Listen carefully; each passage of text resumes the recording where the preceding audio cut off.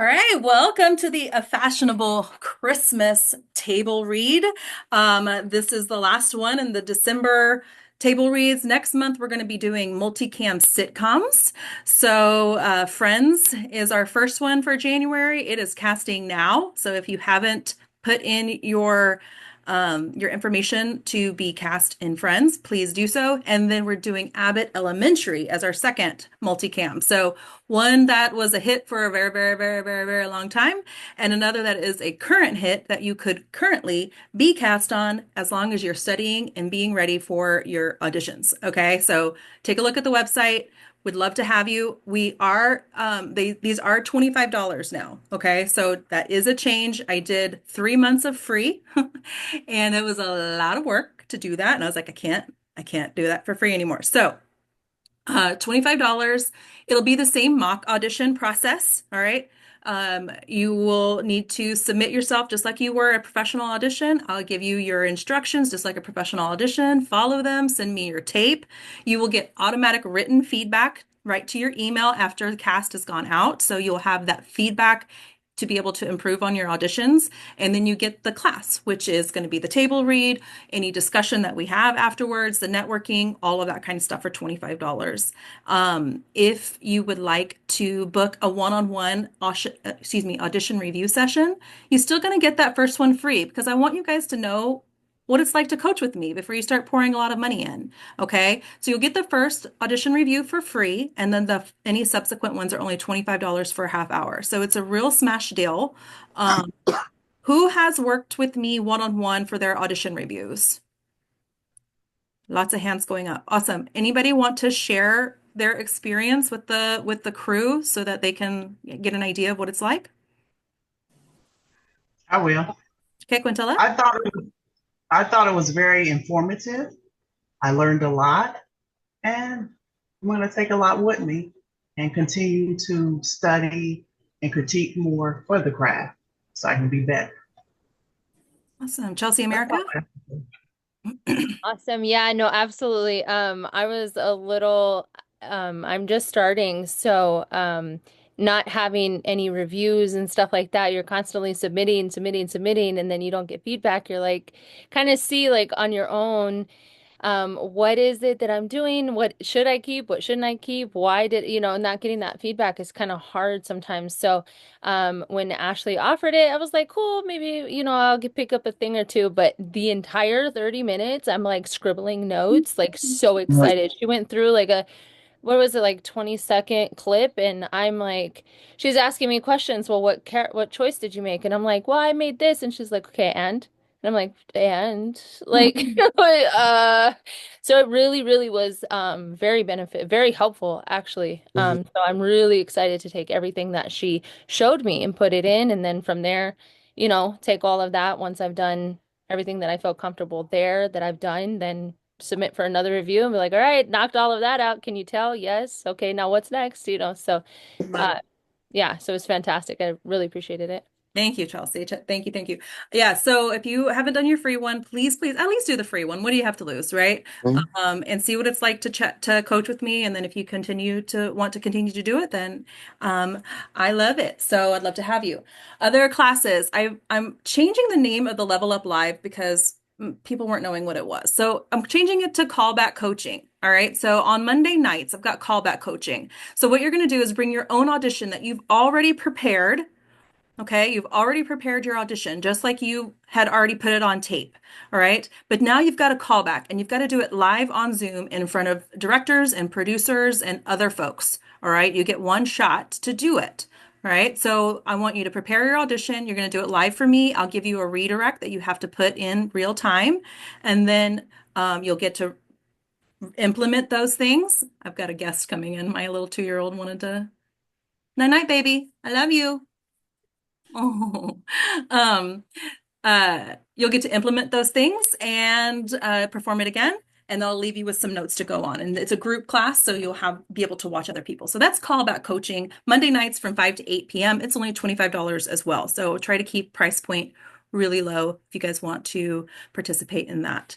And then the last one, the last class I have is the Talent Launch Boot Camp. And you guys, I opened up a New Year's resolution package. All right. This is only open to 3 people. One person's already taken a spot, so there's only 2 left. It's a VIP experience. I'm going to be producing for you 2 micro short films, and you'll get 2 headshots. And we will shoot those in Los Angeles on my birthday weekend, February 7th and 8th. You'll get 5 private sessions with me as we rehearse those roles. Okay, you will be well coached in your roles. And then, of course, as an Emmy nominated producer, your demos won't look like poo. We'll just say that. They will be very nice. They're very well produced. And then you have something to go to work with and get in those rooms and start auditioning and practicing all of these things that you're learning in your auditions. Okay. So that's the Talent Launch Bootcamp. There is a summer boot camp that has 20 people. So it's still the same product, but you just get less one-on-one time with me. But if you need a little bit extra time to put that together, if you have any questions about that, please let me know. The deadline for the New Year's resolution package is New Year's Eve, hence New Year's resolution. Okay. So just let me know really quickly if you're interested in that package. But that's it. Speaking of me, I'm Ashley Atwood. I am Emmy nominated actress and producer and the director of the Desert Playhouse. Welcome again. We have some special guests on. So I've got 2 special guests. First is Nicholas Harson. Hi, Nicholas. Nicholas was my very first friend in acting class, literally sat next to me, and he was assigned to be my friend, but then we turned into real friends. All right. Who we rehearsed 3, 4 times a day, I mean, a week, if not more. In acting class, and we went on to be a part of a group production company called Thursday Afternoon Films, where we produced 10 short films in 12 months. And the next year, we produced a web series together. So he is a dear friend of mine. He is the Prince of Cats. He is going to be reading for Robert Lefleur. He does speak French fluently, so I thought that was appropriate. And he is also going to be reading for Charles Savoy. So Nicholas, say hi. Hi, hey everybody. Thrilled to be here. You're all in extremely capable hands with Ashley. And yeah, we'll just keep it moving along. Super excited to be Thank you for being here, Nicholas. And another special guest is Thomas Hobson. Tommy, he has a resume that's too long for me to recite on this, podcast here. So, 67 titles, you guys. He just finished 40 episodes. Is that right? 40 episodes of That Girl Lele on Nickelodeon. Oh, wow. And he got I say get started, but a while back, he did 5 years on another, is it Nick show that was Fresh Beat? Yes. The Fresh, Yeah, yeah. that was another. Nickelodeon likes me.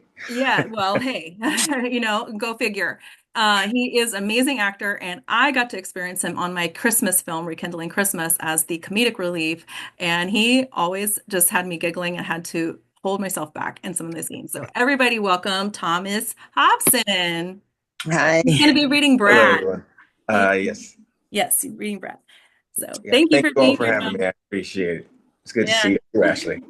I'm excited to have you. Thank you for participating. All right. Let's go to everybody else on my magnificent students here. There is a list of your names in the chat. All right. Does everybody see it? It's at the very top. Go ahead and go in that order and introduce yourself. Let me know who you are, where you're located, and what role you were reading for. Hi everyone, my name is Alexander Kovacs and I am in Mesa, Arizona. I'm reading for Bill, Paxton, and Santa. So I'm really excited to be here tonight. It's going to be a fun time. It's a lot of pages, but I'm looking forward to it. I'm looking forward to seeing everyone and seeing how this goes. Hi everyone, I'm Alexis Stoutbra. I'm 16 years old and I'm from St. Augustine, Florida, and I'm going to be reading for the kid.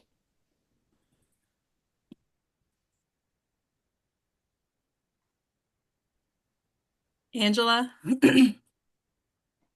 Hi, my name is Angela Perkins, and I'm in Houston, Texas, and I'm going to be reading for the role of Larry, but change it to a female role. Hi, I'm Caroline. I am in Austin, Texas, and I'm going to be reading for KATY. Hi, Caroline. Hey, I'm Chantel. I'm in Raleigh, North Carolina, and I'm reading for Olivia Benson. Hi guys, I'm Chelsea America. I am actually in Arizona, and I'm going to be mom and store owner, and then I'm also the swing for, I believe, the worker currently. Yes, But still. We'll yeah. keep it. And so nice to see you. Hi, my name is Chelsea Marie Mauger. I'm in upstate New York, and I'm going to be reading for Mrs. Chase and the narrator. Oh, skip Christopher. Jasmine. Hey, hi everybody. My name is Jasmine. I'll be reading for the street couple and the couple today.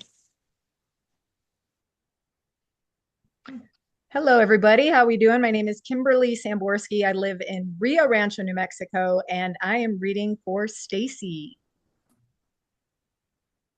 Hello, my name is Kinley Kincaid.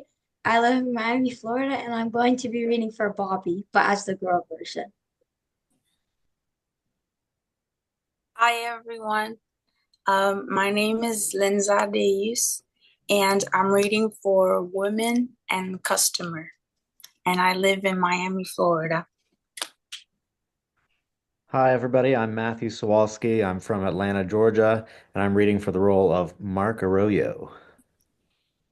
Hey everybody, my name is Monique C. Basin. I live in Franklin, Tennessee, but I'm from Atlanta, Georgia, and I'll be reading for the role of Aunt Mary and Mrs. Claus. Nick, we met Nick. He's off camera right now, but we met Nick. Go ahead, Quintella. Hi, I'm Quintella Stewart, and I'm from Danville, Illinois, and I'm reading for office secretary.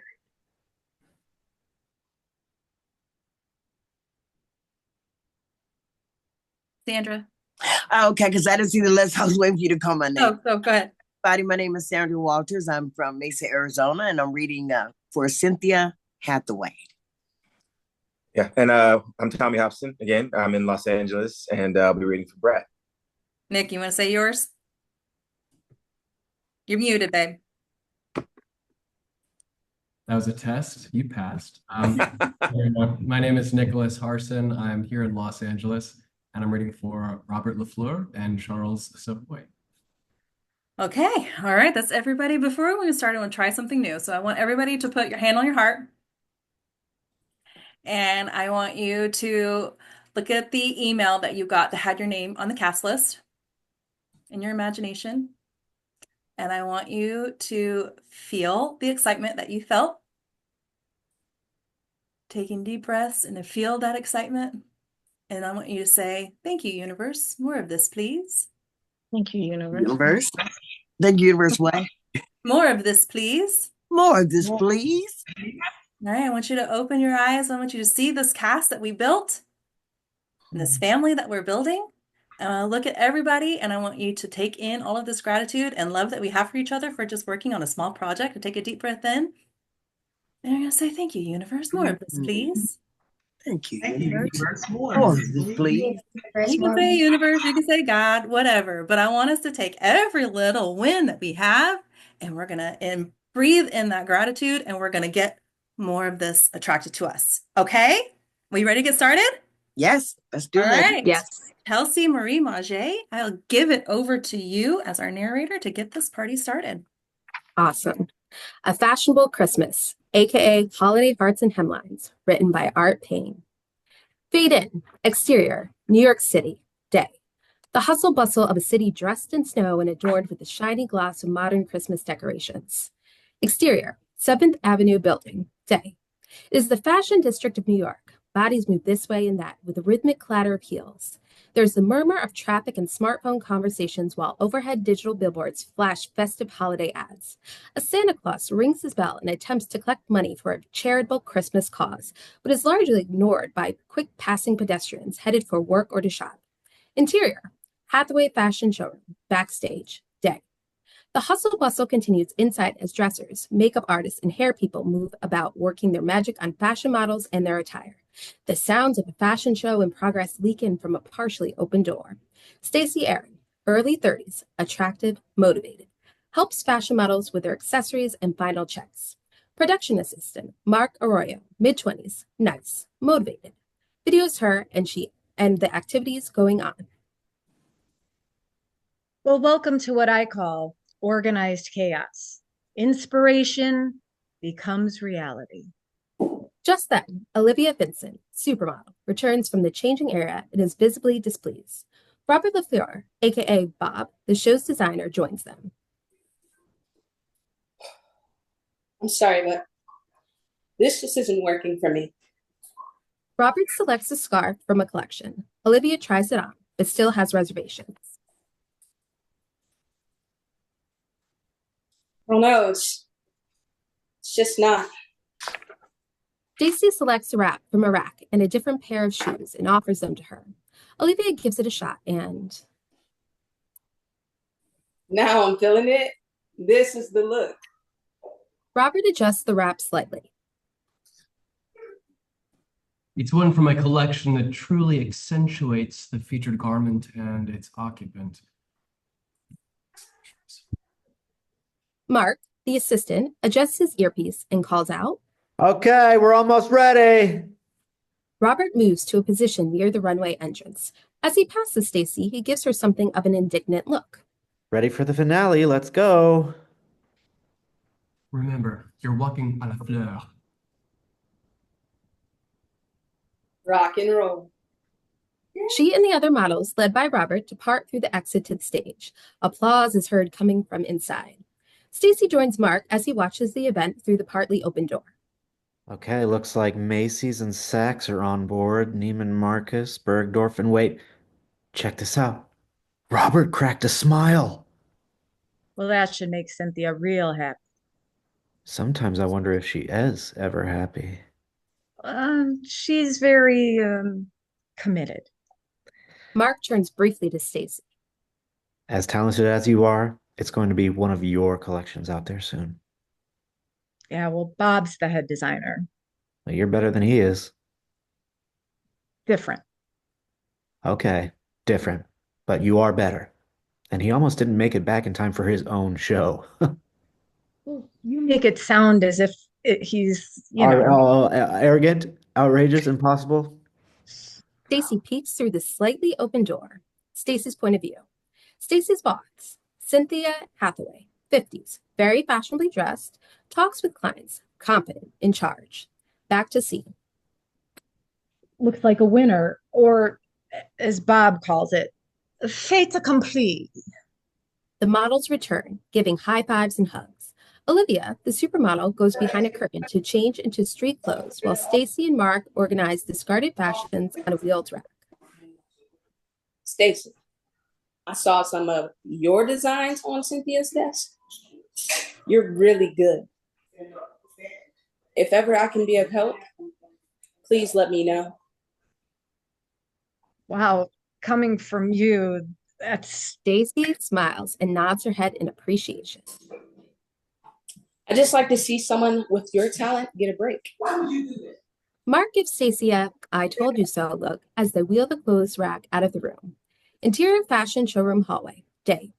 STACEY and Mark wheel the clothes rack down a hall filled with fashion awards and adorned with geometric holiday designs and silver candy canes suspended from the ceiling.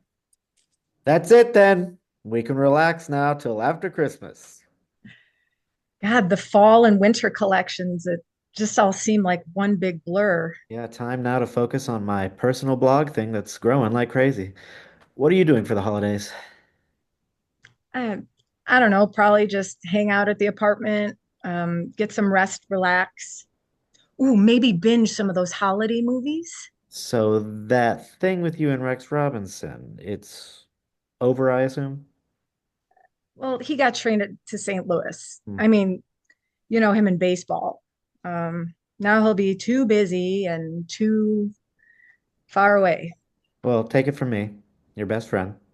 It never really felt like you were right for each other. Stacey Aaron, unlucky in love. That will change, okay? You'll see. Interior New York office and design room, continuous. Stacy and Mark wheel the clothing rack into the workplace, also adorned in modern holiday style.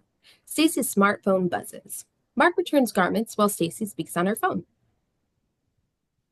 Aunt Mary, it's great to hear from you. As Stacy listens, her mood goes from enthusiasm to concern. Wait, really? Oh no, but it's Mark pauses from his work. He can tell it is bad news. Okay. Yes, I completely understand. I love you too, Aunt Mary. She puts away her phone. Mark joins her. Something wrong? There's been a change of plans. I'm going to go back to my hometown for the holidays. It seems like my sister KATY has to sell the family store and, well, she needs my help. Ooh. Wow. I'm sorry. His concern is genuine. Yeah. God, my mom and dad, they loved it. It's been in the family since way back when. When are you leaving? Tomorrow. Oof. Stacy gathers a few things from her desk. Man, you've mentioned going back a few times before that maybe this is some kind of Christmas blessing in disguise. Just then, the voice of the boss on the intercom. Stacy, I need to see you in my office right away. Stacy and Mark exchange looks. Interior fashion showroom hallway. Day. Stacy nears Cynthia's office door as Robert Lafleur exits from it. She smiles at him, but he's not having it. Be careful about trying to upstage me like you did today. Remember who it is that trained in Paris and Milan. Need I say more? With that, he exits down the hall. Interior, Cynthia Hathaway's office. Day. Stacy enters. The room is very impressive, and like with Cynthia's appearance, nothing is out of place. But unlike other parts of the complex, no signs of Christmas here. Cynthia is at her desk immersed in work via several computer screens, an electronic iPad, and some open paper files. The show went great. Congratulations. Yeah, but the next one has to be better. It turns out we're going to be doing the big Christmas internet gala after all. December 24th.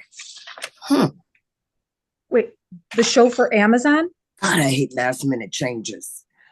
But I Cynthia finally looks up at Stacy.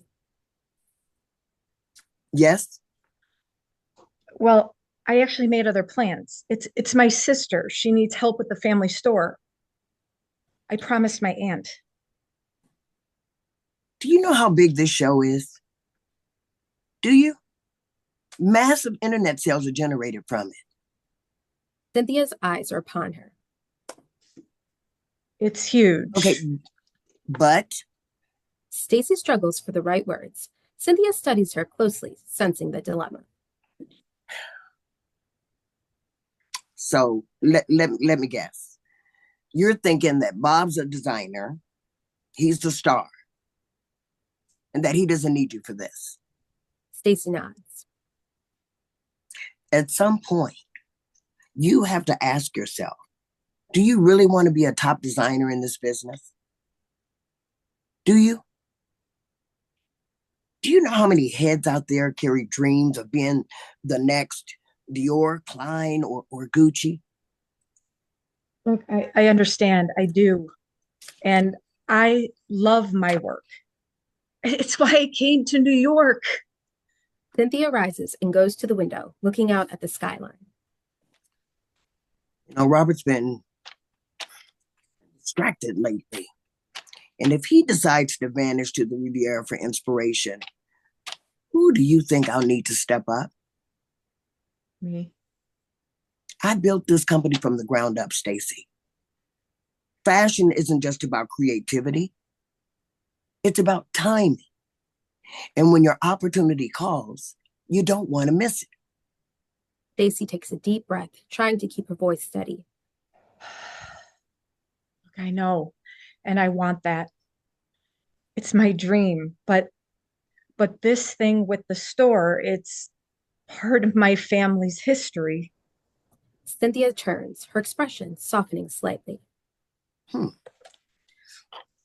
So, and you're saying that this store is more important than your future here?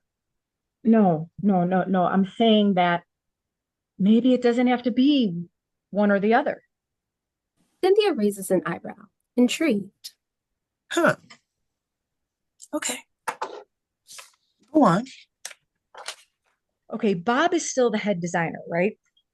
And though he does have issues, he's never let you down before. She reaches over and opens one of the files on the desk. But should something happen, Cynthia joins her at the desk, catching on. Oh, you know what? These designs you turned in do show some real promise. Now, they do need some work, but they could be back up for the gala if called for. Her gaze turns back to STACEY. And you think you can finish them in your hometown, away from the team? I know I can. So Cynthia looks up with a hint of a half smile. So you can go ahead to your hometown or wherever, but you just keep in touch. She picks up the file and hands it to STACEY. Thank you. Cynthia's phone buzzes. She gives STACEY a dismissive gesture. STACEY turns and moves out of the office with a relieved smile. Exterior, Franklin, PA, dusk. An elevated view of a small town in the day's fading light. Interior general store, dusk. Like a cozy Christmas card come to life, it is an old-fashioned, country folksy kind of place, similar to what Cracker Barrel tries to emulate with their restaurant shops, except this is the real thing. Wooden shelves are lined with garlands of pine and holly dotted with clusters of berries and golden bells. Along the counter, mason jars are filled with striped candy canes and wrapped caramels that sit beside baskets of handmade ornaments. KATY Aaron, late 20s, completes finishing touches to bandaging a child's knee. The appreciative mother of the child smiles.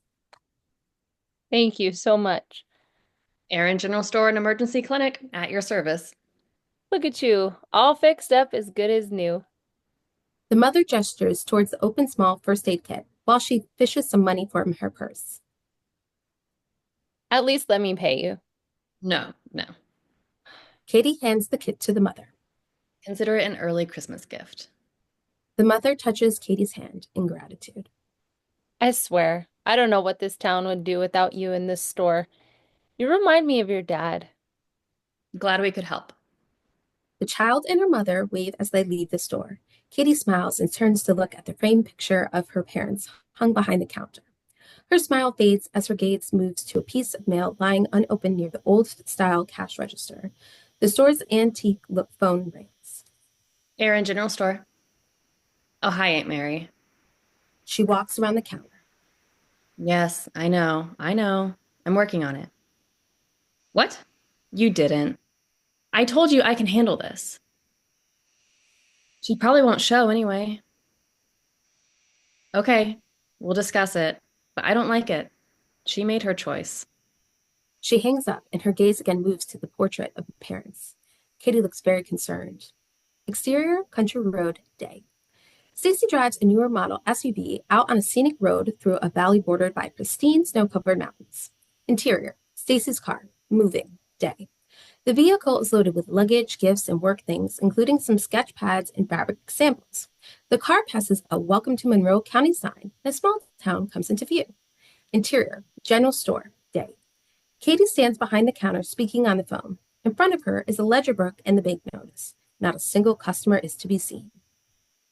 There must be a way to buy more time. We've had this shop since way back.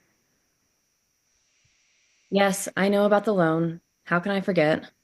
It's just, well, you know how it's been here since they built the center over in Branston. And then COVID came along and the higher prices for things. Through the store's window, she watches Charles Savoy, who, dressed in a coat and tie, looks out of place as he paces outside. Yes, I know him better than I'd like to remember. In fact, I'm watching him right now. Shush. I'm not wanting to sell this place. Not to him or anyone.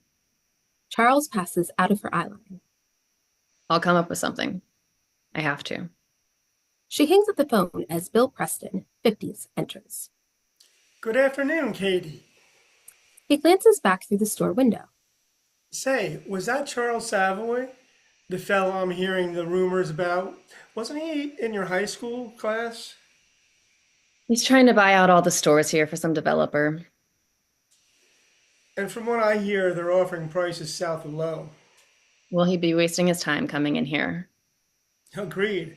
I don't want to sell either, but something has to happen here soon, or I don't see how any of us are going to make it. He looks out through the window at the near empty street. Guess I better be getting back to the shop. Someone does come in occasionally. It's that superstore and center out by the highway that's pulling all the people away. Gosh, we have things to offer they don't. I have to believe there are enough folks still around that value that. Yeah, getting them to realize it in time is what matters, and soon. He hesitates on his way to the door. Say, I hear your sister may be coming to town. Let me guess. Aunt Mary told you that? Does Brad Rogers know she's coming? Haven't seen him yet. Things could get pretty interesting around here, like real live fireworks in our hands. Doubtful. Stacy said she was coming home before, but never did. Exterior, Main Street, day. Stacy drives slowly, taking things in. It's like stepping back in time into idyllic small-town America. Quaint shops, galleries, an old museum, and a small theater. Old streetlights, elm trees, a town square with gazebo. Interior, car on Main Street, day. Stacy gazes out as she passes the Main Street diner and the book nook. She pulls up to a red brick store with a green awning. Aaron General Store. Exterior, Main Street, curb, continuous. Stacy steps out of the vehicle, looking around her. The street is near empty of people, and the Christmas decorations are somewhat sparse and faded. The store next door is empty, a for sale sign in the window. As she approaches the general store, Bill Preston exits.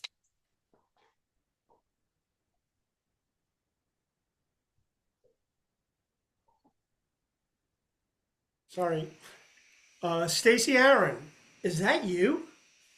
She smiles and strikes a pose. Prettier than ever. It's great to have you back.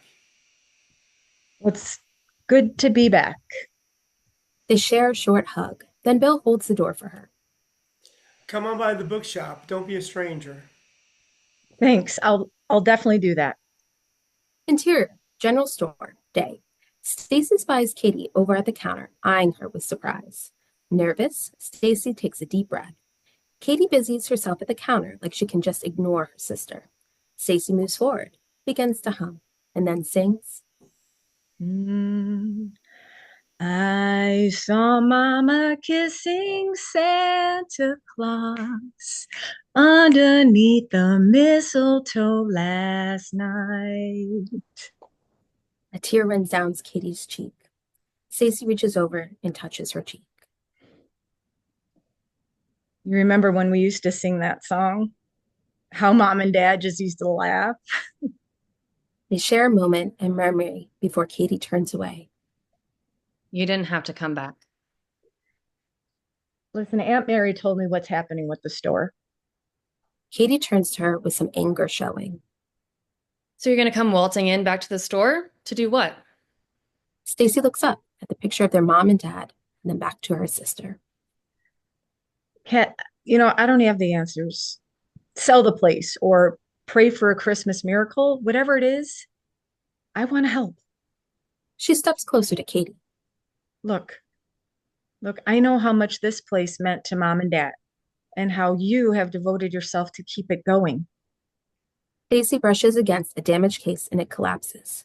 Katy rushes around the counter to handle cleanup.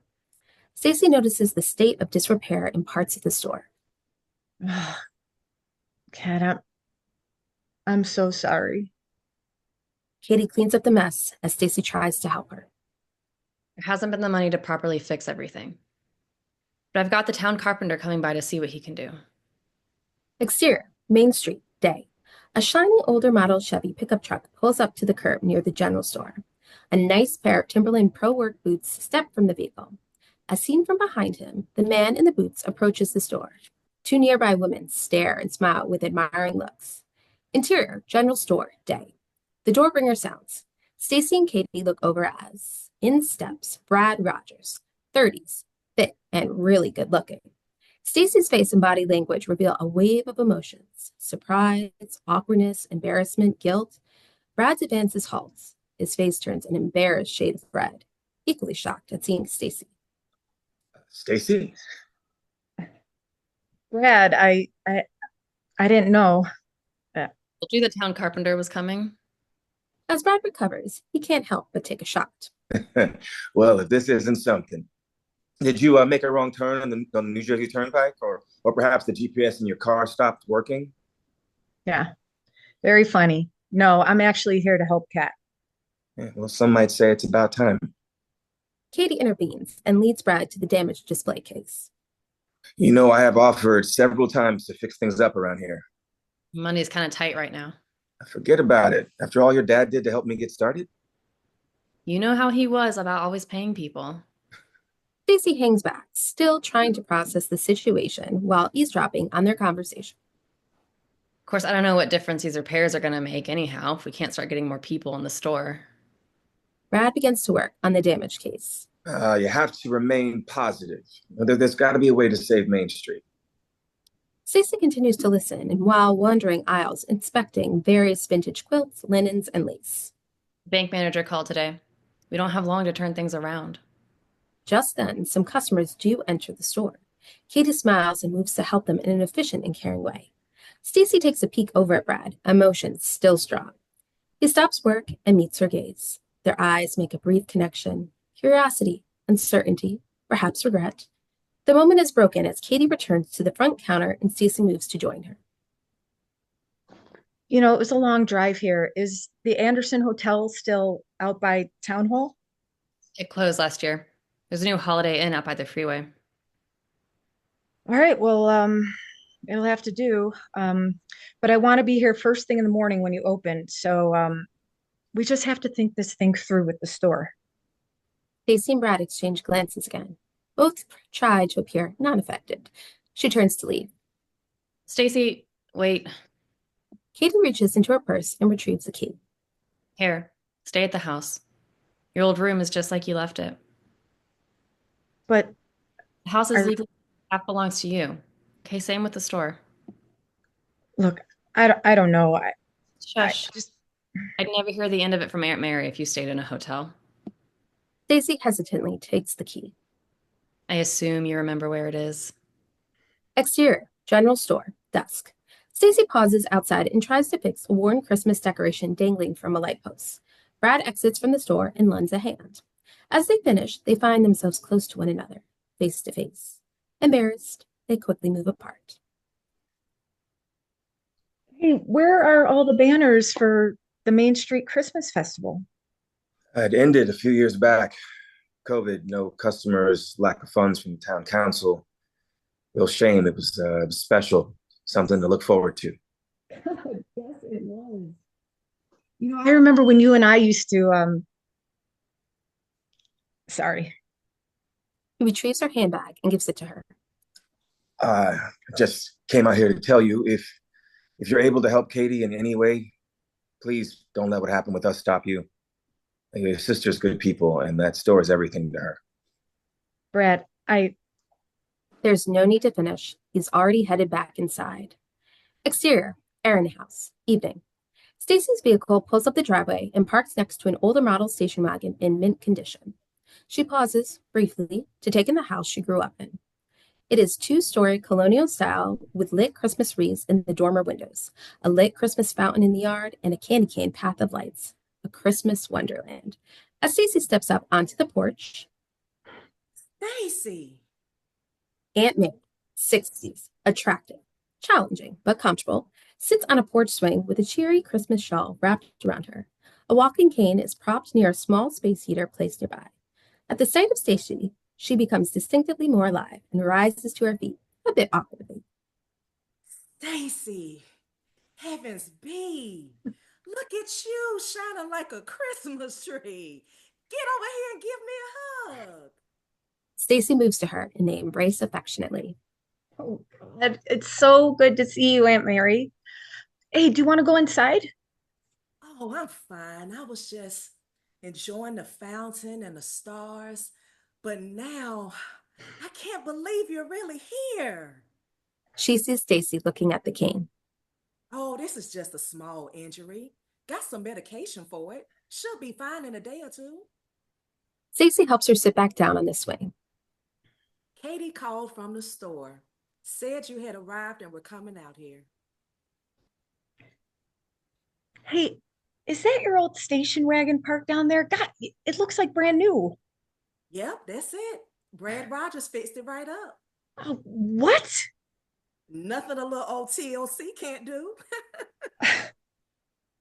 Well, hey, speaking of Brad Rogers, did you know that he was going to be over there at the store today? Aunt Mary smiles mischievously.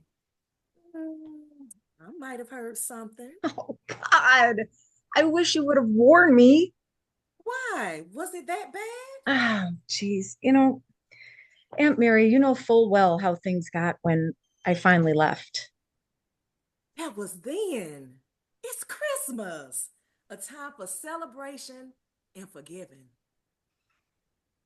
Well, it seems like Main Street customers are celebrating somewhere else this year.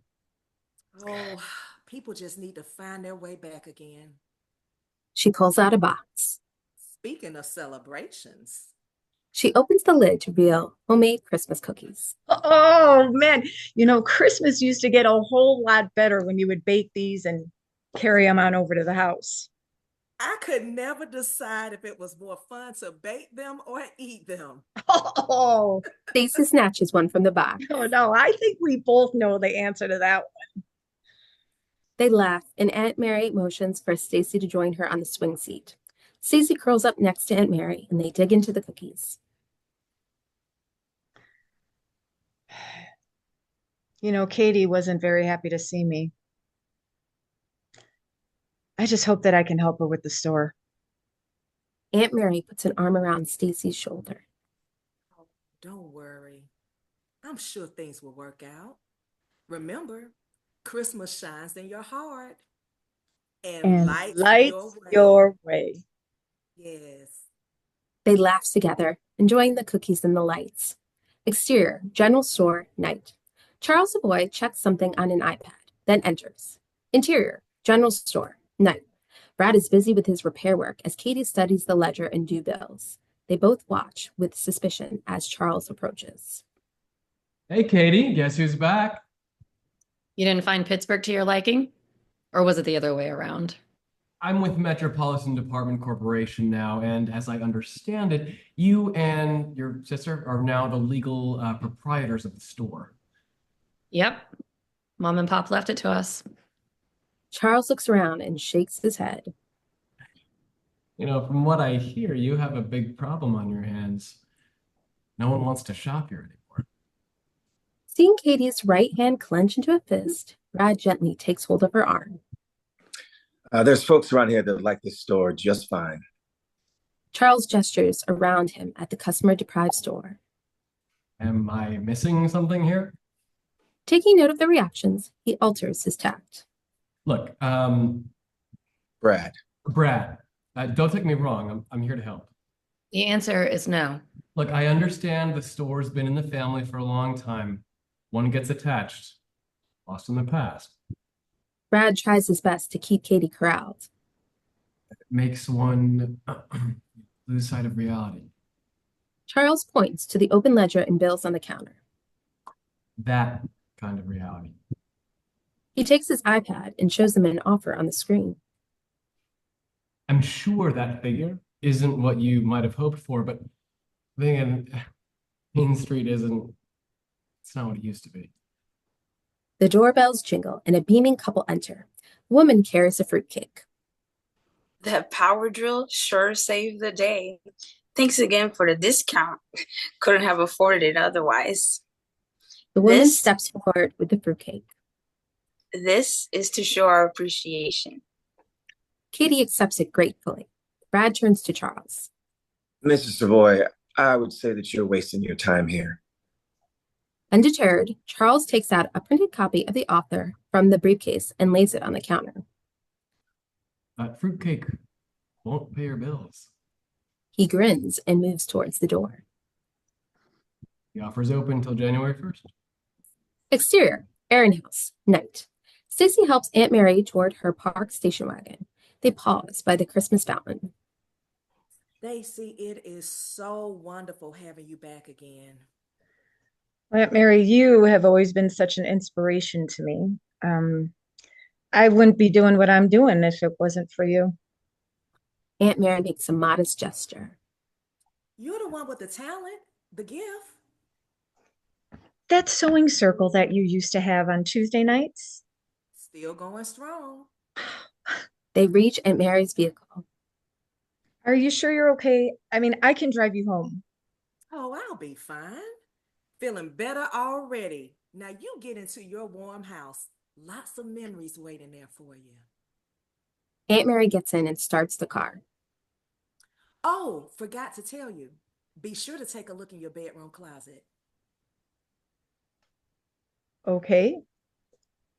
And don't give up on Brad Rogers. He is such a good man. And you two, you were so happy together. That ship has sailed, Aunt Mary. Ships always need to return to safe harbor someday. With that, she rolls up the window, waves, and drives off. Interior, Aaron house, night. Stacy steps inside and looks around at all the Christmas decorations placed about the entrance and living room. There are many decorated trees, baskets with large painted pine cones, a miniature village, stockings, and garland. 2 inviting easy chairs with holiday-colored throws sit near the fireplace. Stacy loves it. Oh, Kat, I do not know how you do it. She spies a Christmas ornament sitting on the stoop of the fireplace and picks it up. Her name is on it. Going to the Christmas tree, she finds the ornaments marked KATY, Mom, and Dad. Smiling, she places hers with them, an old tradition observed and enjoyed. Underneath the tree is a large scrapbook labeled Christmas. Interior, Aaron house, bedroom, night. Stacy enters, surrounded by memories. Placing the scrapbook on the bed, she goes to the closet. Inside, front and center, hang some Dickens-era clothes wrapped in cellophane. Her phone sounds. She answers and flips to video chat. Hey, Mark. No, you're not going to believe this. Yeah, no, my aunt saved some old things I designed back when. I mean, even the costumes I made for the Dickens play at the local theater. She holds up a Charles Dickens-era dress for him to see. That is so amazing. Very cool. So, how are things back in New York? They've taken a strange turn. What do you mean? I mean, I'm coming to join you there. What? It's Hathaway. She's getting nervous about the internet Christmas gala. Wait, but She's worried you'll get distracted and not follow up on those designs. but it's Bob's show. She I always don't. has a plan B. Stacy can't argue that point. I'll be coming up tomorrow. Where are you staying? Stacy hesitates, then gives in to Hathaway's will. At the old family house. There's a guest room you can stay in. Sorry, I hope I didn't spoil things for you. I had plans myself, like getting with the blog I told you about, getting lots of followers now, getting bigger every day. You never fail to impress. But right now it's all about Hathaway and this internet gala. God, well, Cynthia must be under a lot of pressure. Did you know there was once a time when she used to love Christmas? Even collected Christmas angels. Wow, it's hard to picture that. Yeah, well, it's true. Well, looks like we all have one very busy holiday season ahead of us. She hangs up and sits herself down in a suspended hammock-style chair, doing a 360 of the room. There are stuffed animals, keepsakes, framed pictures, and posters. She pauses to study a vintage poster for the Main Street Christmas Festival, climbs into bed with its many throw pillows, and opens the scrapbook. She lingers over some pictures of the crowded festival. She laughs at a picture of Aunt Mary all dressed up as Mrs. Santa Claus. Tired, she nods off with the scrapbook still open and a smile on her face. Dream flashback. A dreamlike roll of images and sounds. The near-empty Main Street. KATY and Brad discuss the lack of business, the end of her conversation with Mark. My blog has been expanding like crazy. Like crazy. End dream flashback. Interior, Aaron house, bedroom, day. Stacy's eyes snap open. Like a woman possessed, she jumps out of bed and hurries to get dressed. Interior, Aaron house, kitchen, day. KATY is dressed for work and cleans up after her breakfast. Stacy rushes in inspired and moving to hug KATY. Seeing KATY's still cautious attitude, she steps back. Hey, Kat, I meant what I said yesterday. I'm so sorry that you're left in that position, the store and all the responsibilities. She again moves closer. You really have done a great job. The way you handled those shoppers yesterday, you were like mom or dad. God, they'd be so proud of you. Need I remind you the store is going out of business? Stacy grows excited again. You have phone numbers for the other store owners, right? Well, yes, but Call them, and I'll call Aunt Mary. Exterior, general store, day. Voices can be heard inside, dissolve through. Interior, general store, day. Chairs have been pulled into a loose circle, and Main Street store owners, along with Brad, KATY, Bill, and Aunt Mary, listen to Stacy. She continues her pitch and holds the festival poster as the Christmas scrapbook is handed around. So, what do you guys think? You know, it's not going to be easy to get it all going again, but I really feel like it's going to work. It has to. Well, that festival sure used to bring in a lot of folks. It was not only a celebration, it was a tradition. Mm-hmm. Right now, things have flatlined.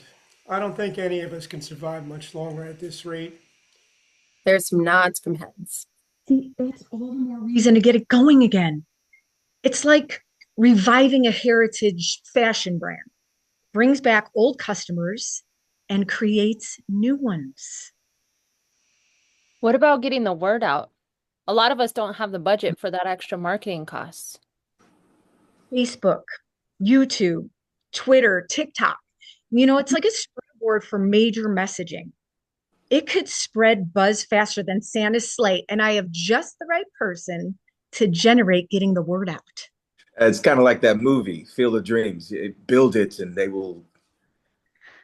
I love that movie. It was based on a book, which I just happen to have a few copies of for sale at the shop, if anyone's interested. There's some chuckles. Okay. Decorations, what about those? The town council can't provide all of what it used to. Brad raises his hand. There's loads of old decorations I've kept stored in my barn. I'll help get them up, and there's people I know that'll volunteer. I know some people that will help. And I'll speak with the council. I'm still a member. Momentum grows, but still some reservations. But there's only 5 days left until like the first event. And what about the big closing night event on Christmas Eve? The Charlie Stills concert used to be a good draw and moneymaker for the festival, but he's gone now. There are murmurs as some doubts grow. Stacy has to do something. What about a fashion show? You know, they can generate a lot of interest in sales, especially around Christmas. The Main Street Christmas Fashion Bash. Something inspired by Christmas, the old-fashioned way, with a slightly new twist. People are getting motivated again. Look, see, my social media person has the followers that are into clothes and fashion. You know, you'd be surprised how far some will travel just to do a show. So what do you say? We're not looking for miracles, folks.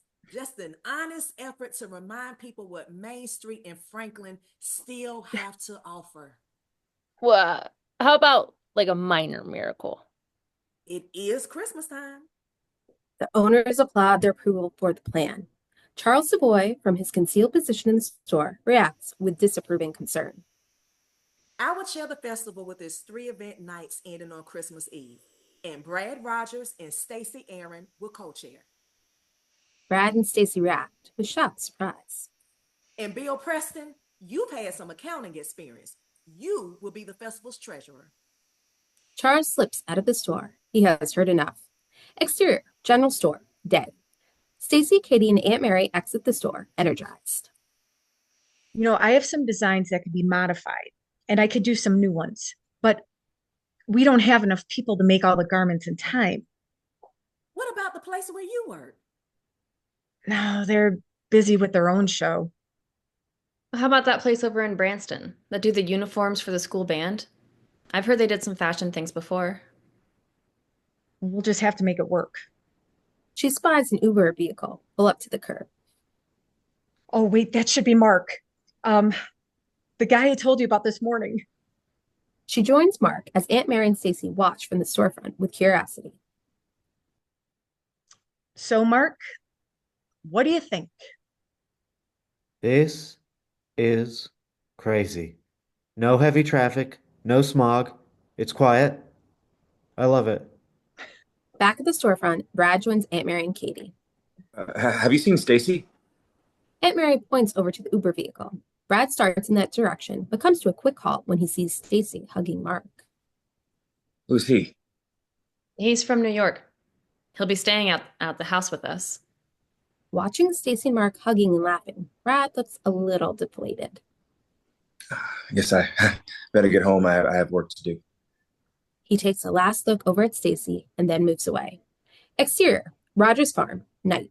A craftsman house with a barn and pasture. In the front yard stands a very jolly Santa made of wood in separate large striped letters that spell J-O-Y.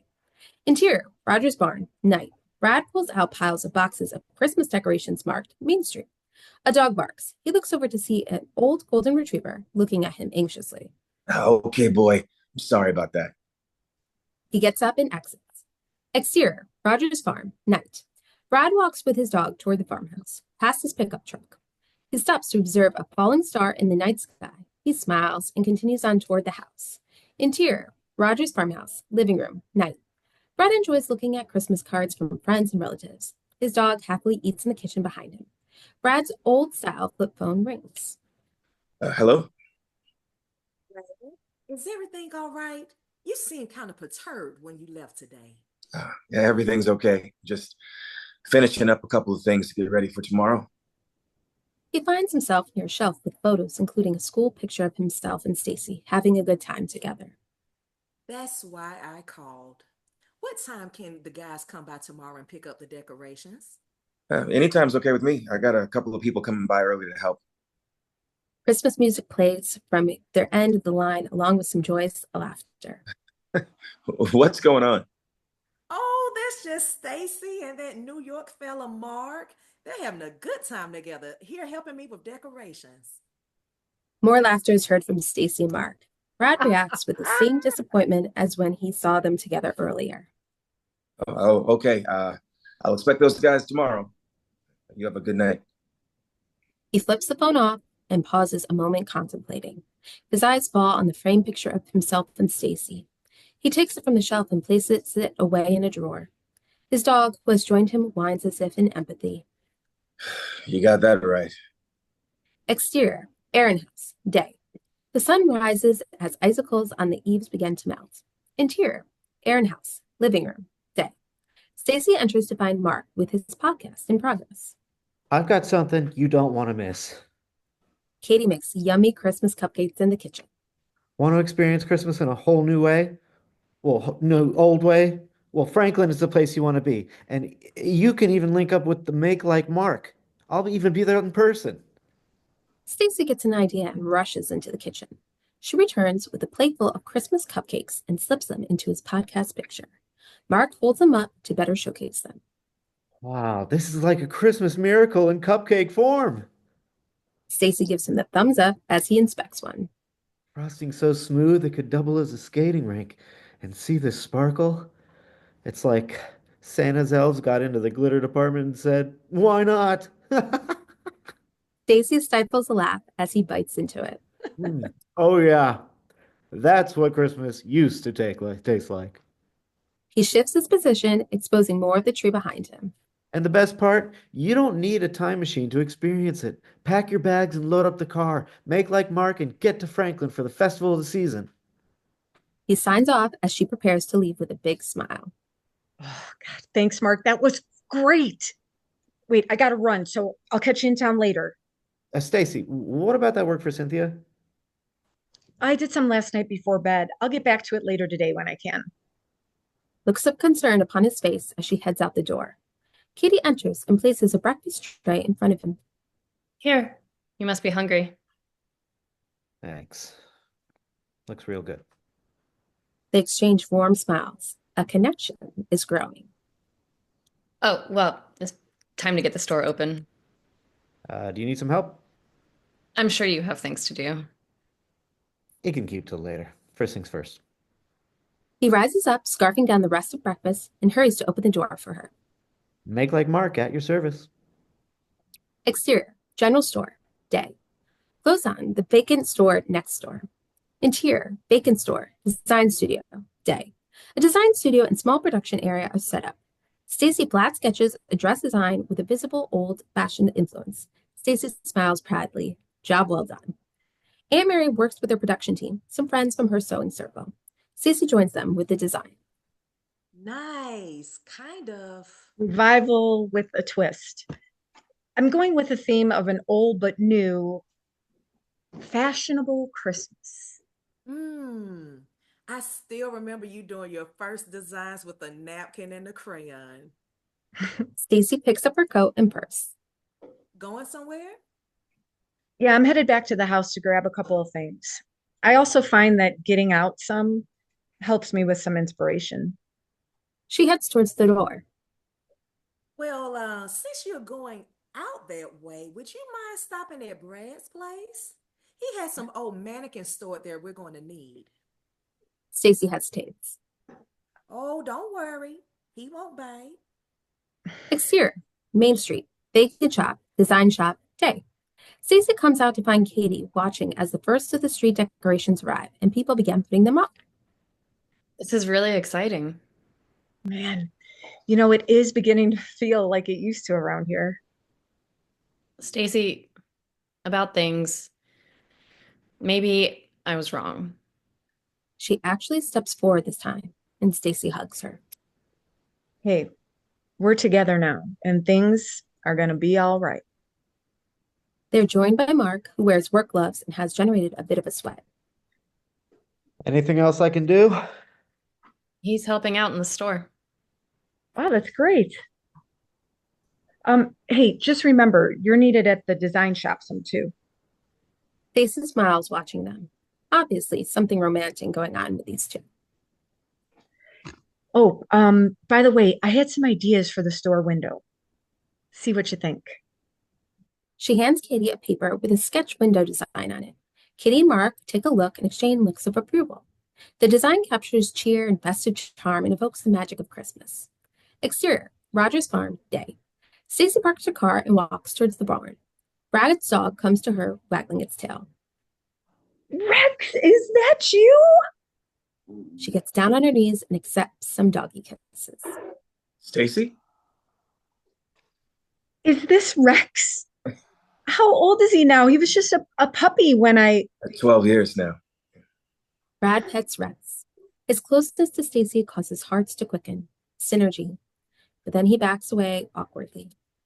What brings you out here? Oh, well, Aunt Mary says that you have a few mannequins stored out here that we can use. They're pretty beat up, but come, I'll show you. Interior, barn day. A few workers transfer boxes and crates of Christmas lights and decorations into a truck parked near the entrance. Brad leads STACEY over to a bin containing the mannequins with lots of things piled on top of it. They clear stuff away, revealing figures in poor condition. Well, guess they'll just have to do. STACEY spots something in the corner section of Brad's barn workshop. Rushing over, she is blown away by the various wooden sculptures, including some life-sized, human-like figures. Wow. She moves about, inspecting them, captivated. Brett, did you make these? When you left, I needed something to get my mind off you. STACEY's impressed by his creative work. You know, these really are amazing. You should enter them in the festival's crafts contest. You think so? Absolutely. She inspects one of a falling star that triggers a memory. Her eyes sparkle. Brad, look, One of the workers calls out. We're pretty much ready to go here. Their moment, together broken, Brad and STACEY walk over. Bring around your vehicle. Just don't run into anything like you did over at Ben's that time. STACEY blushes. Look, it was raining that day and the defrost wasn't working, okay? What's that old saying about not being able to hit the broadside of a barn? He chuckles and joins the workers. As she exits, her expression also changes to amusement. Exterior, general store, day. KATY works at constructing STACEY's Christmas window design. It is already quite eye-catching with colorfully dressed fairies flitter among a cascade of glittering snowflakes, and life-size nutcrackers stand guard over an assortment of beautifully wrapped store items. Mark comes from inside the store, carrying another box of decorations. There are some here I've never seen before. Mom's grandparents were from Scotland. And Daddy, he always took such pride in having the best window on Main Street. Mark gets a phone call and moves a few steps away. Yes, well, no, I haven't.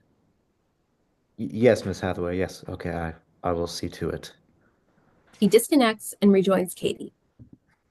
Was that your boss? Yes, there are some things STACEY and I are supposed to be doing for this big internet gala back in New York. They look over as Bill Preston, bookstore owner, joins them while inspecting the window. Wow, looking good. Of course, you know our store window is always the best on Main Street. Shush. You wish. About this time, Aunt Mary joins them. Is he carrying on about that window of his again? Oh. Mark laughs. Okay, I'll tell you what. You should make a contest of it. Have people vote on it, and the winner gets a prize. Now that's an excellent idea for the Christmas festival. There can be ballot boxes in every store. All the customers can vote on it, for the best decorated window on Main Street. She places an arm around Mark's shoulder. KATY, you got yourself a real winner here. Aunt Mary. I love it. A window decoration contest. Nice addition for the festival. He starts back off toward his store. But you might as well award me the prize right now, because, I'm going to win. Game on. She gives Mark a high five, and they look happy together. Okay, back at it, you two. Remember, there's a festival to get ready. The two go inside, leaving Aunt Mary as STACEY arrives and parks her car. STACEY gets out and admires the progress of the Main Street Christmas makeover. It is vibrant and awash with color. This is looking amazing. And ahead of schedule. And the clothes? Coming along too. We're going to need some more design soon. STACEY extracts a box of decorations from the vehicle and delivers it to the street workers while Aunt Mary inspects the mannequins. STACEY spots some curious teenagers walking from a street corner by their electric scooters. One of the teens controls a small drone that flies overhead. This gives STACEY an idea, and she goes over to talk with them. Meanwhile, Aunt Mary helps the workers unload and separate items from the vehicle. STACEY returns smiling. Let me guess. You talked them into sewing for us. Better. You won't. She carries a box toward the design shop while Aunt Mary follows, listening. Interior, general store, day. Mark helps KATY down from the stepladder, and she stumbles into his arms, where she lingers for a moment. The growing affection is very visible between them. Just then, Brad enters carrying a replacement shelf. Troubled by what he sees, he gestures to Mark.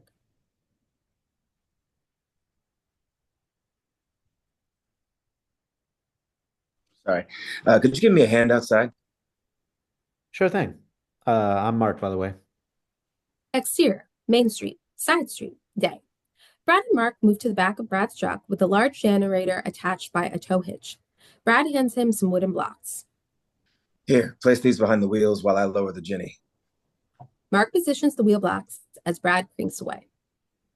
Here in Franklin, we kind of look out for each other. I like that.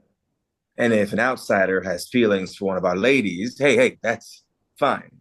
But to play two at the same time, especially when they're sisters. Mark looks confused. Wait a minute. Do you think... Yeah, I've seen you with both of them. What are you... Whoa!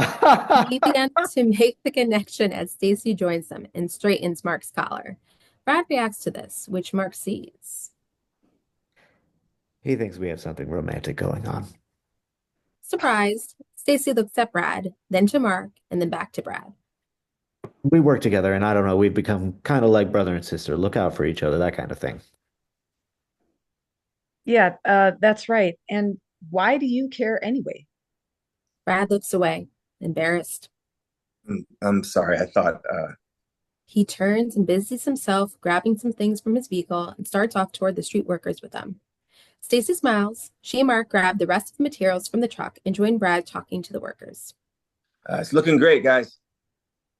What are these for? Brad motions to the large trees set up in the town square. That's a beauty. It took some doing, but with some begging and some of Aunt Mary's Christmas cookies, there it is. Stacy smiles at Brad, old feelings stirring. I better get back to the store. Katie said something about us going to grab lunch. He turns to Brad. Sorry for the misunderstanding. No. My bad. Brad moves towards his vehicle and is joined by Stacy. Lunch sounds good. Do you want to get takeout hoagies at the diner like we used to? I don't know. Come on, Philly cheese. We deserve a break. He is won over. Okay, sure. Moving off, they run into the teen Stacy spoke with earlier. Smiles exchanged. One of them, kid 18, speaks to her. We're working on it. Brad looks to Stacy for some explanation. It's just something that we're putting together. Wait till you see it. Okay, I'm cool with surprises. He looks at their electric scooters and moves over to check them out. Oh, these easy to operate? Yeah, here, let me show you. Brad and Stacy get a short tutorial on how to operate them. Wow, God, I just might get one of these. Brad has an idea and turns to the girl. Do you mind if we borrow these two for a while? Sure. Go ahead. We're just chilling. Thanks. He turns to Stacy. Shall we? Oh, you bet. Brad grabs a Christmas garland and small sign promoting the Main Street Festival. He places the garland around her and takes off on a scooter while holding the festival sign. She follows, laughing. They ride up Main Street, promoting the festival as they go. People smile and wave back. Happy holidays. Charles Boy watches them and moves off, making a phone call. Exterior, frozen lake, day. Stacy and Brad eat on a public picnic table by the lake where a couple skate about on the ice. Do you remember that time we first tried that? Yeah, and it was a disaster, as I recall. But later, we got really good. We won the prize up in Hampton. Gosh, those times were so amazing. Until they exchanged looks. Stacy, what happened to us? You left. I thought I would at least hear from you. She struggles with this. Look, it wasn't you, it was me. And, Mom and Dad were making plans for me at the store, and I am so passionate about what I wanted to do, what I want to be. But your heart is here, Brad, and you would never leave. And to make it happen, I had to be in New York. We could have talked first. Yeah, but I knew if we did, that I wouldn't have left. Wow, that is heavy. Brad sits trying to absorb this, when suddenly they are hit with snowballs. They turn to see some of the street workers along with KATY and Mark who have also taken their lunch break out here. More snowballs come their way. Stacy and Brad make a few snowballs of their own and come flying past on their scooters, firing snowballs back at them. Interior, New York City, 7th Avenue building, day. Cynthia goes through some Christmas cards received at the office. A Christmas angel on one of them captivates her. This attraction is interrupted by a sound notification from her phone. Prompted by a text, she looks at her computer to see a picture of Bob, their head designer, partying in Paris. Then on her intercom, got Mark on the line for you. Cynthia connects with Mark on the office line.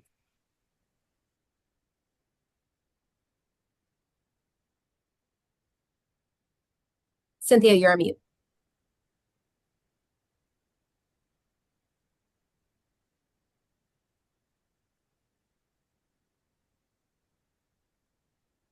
Cynthia, you're on mute.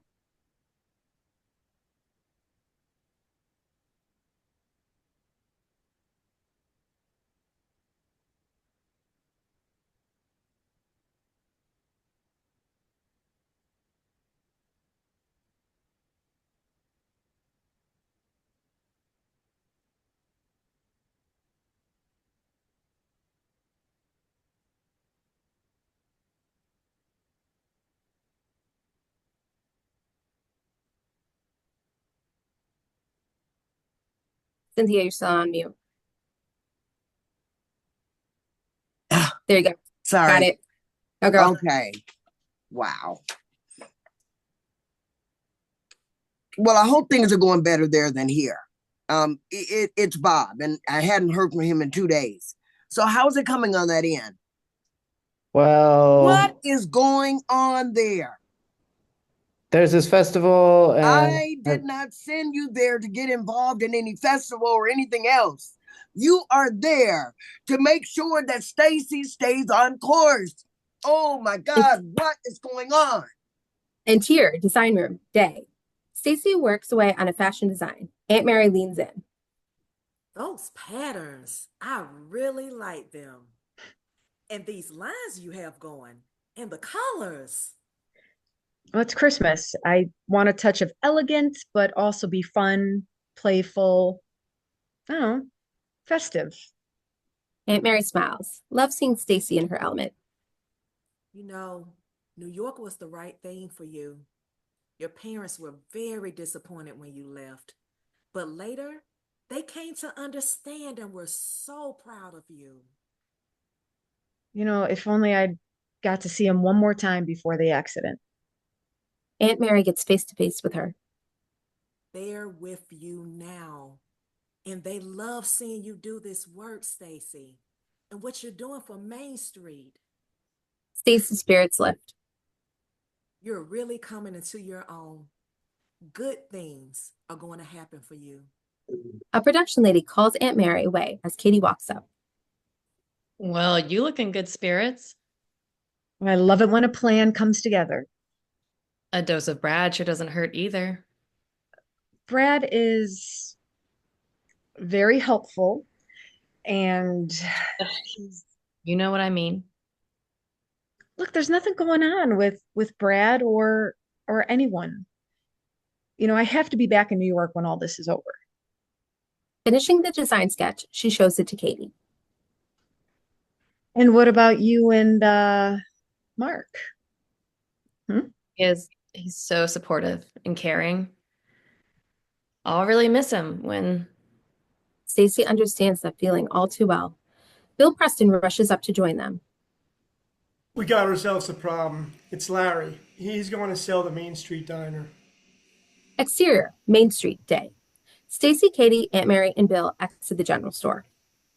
And he told me he was going to sign the agreement Charles Savoy offered him. Do the sale. He can't do that. The diner is an important part of Main Street. And it could sway others about what we're doing. Suddenly, Mary slows up, having trouble with her leg. See, I told you, Aunt Mary, you have to be careful.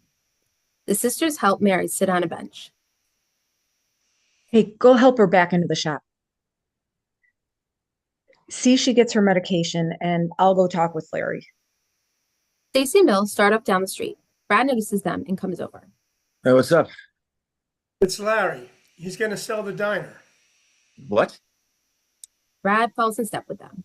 Exterior, diner, day. Larry Washington, 40s, comes out of the diner studying some papers in a file as she moves towards the car. She looks up to see STACEY, Brad, and Bill arrive.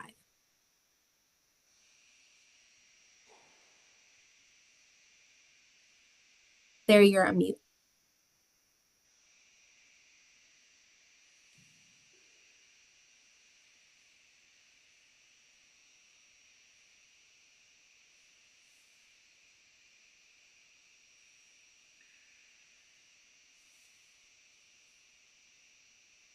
Larry, you're on mute.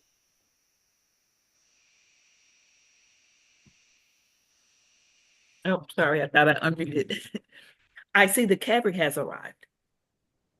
You know, I hope that isn't what I think it is in that folder. Larry closes the file. Look, you don't want to be doing this, Larry. I was looking at these demographics he gave me to look at. And look. She gestures to the near empty street. It was never like this before. I don't want to be like the bird with its head in the sand and end up with nothing. He upped the offer for the diner, and I don't want to lose everything. Bill grows angry. Do you know what that would do to us? STACEY steps in. Look, Bill, I think I saw some customers go into your shop. Go take care of them. We've got this. Bill reluctantly moves off towards his store. He's right. I mean, have you thought through what this would mean, Larry? Larry opens the folder and shows him some prints. Look at these. Times have changed. I don't want to be left behind with nothing. STACEY has an idea. Look, Larry, your concerns, they're legitimate. Larry seems justified. But will you do this one thing first? She looks to her. Exterior, hillside, overlook, day. STACEY, Brad, and Larry stand looking down at the picturesque view of Franklin. It sure is beautiful. It always has been, and hopefully it can stay that way now and for future generations. Larry shifts about a bit, seems conflicted. You see, Main Street has always been the heart of that town. Right now, it's like a beautiful flower after winter. It just needs to bloom again. Brad moves over to face Larry. I'm not going to stand here and tell you I'm not afraid to. Of course I am. He steps aside so he is no longer blocking the view of town. But there are some things that are the foundation, like the glue. Being part of a community and that shared spirit that holds us all together. STACEY watches Brad, impressed. Do you remember the other day when I was in your place and Mrs. Marks brought in her sixth graders? That thrill they had when they had those special Christmas cones you served with the jimmies on them? The diner is important to Main Street, and Main Street is important to that town down there and to the people that call it home. The three of them stand looking down on town. Larry stirs. Okay. Let me see what I can do. She steps away, dialing a number on her phone. STACEY and Brad turn to each other, sharing a heartfelt smile. Brad walks over to a nearby oak tree. Close on oak tree. STACEY and Brad's names etched in the trunk. Back to scene. This was our special place to come to. Our happy place. He moves closer, reaches to take her hand, but catches himself, turns to face the view again.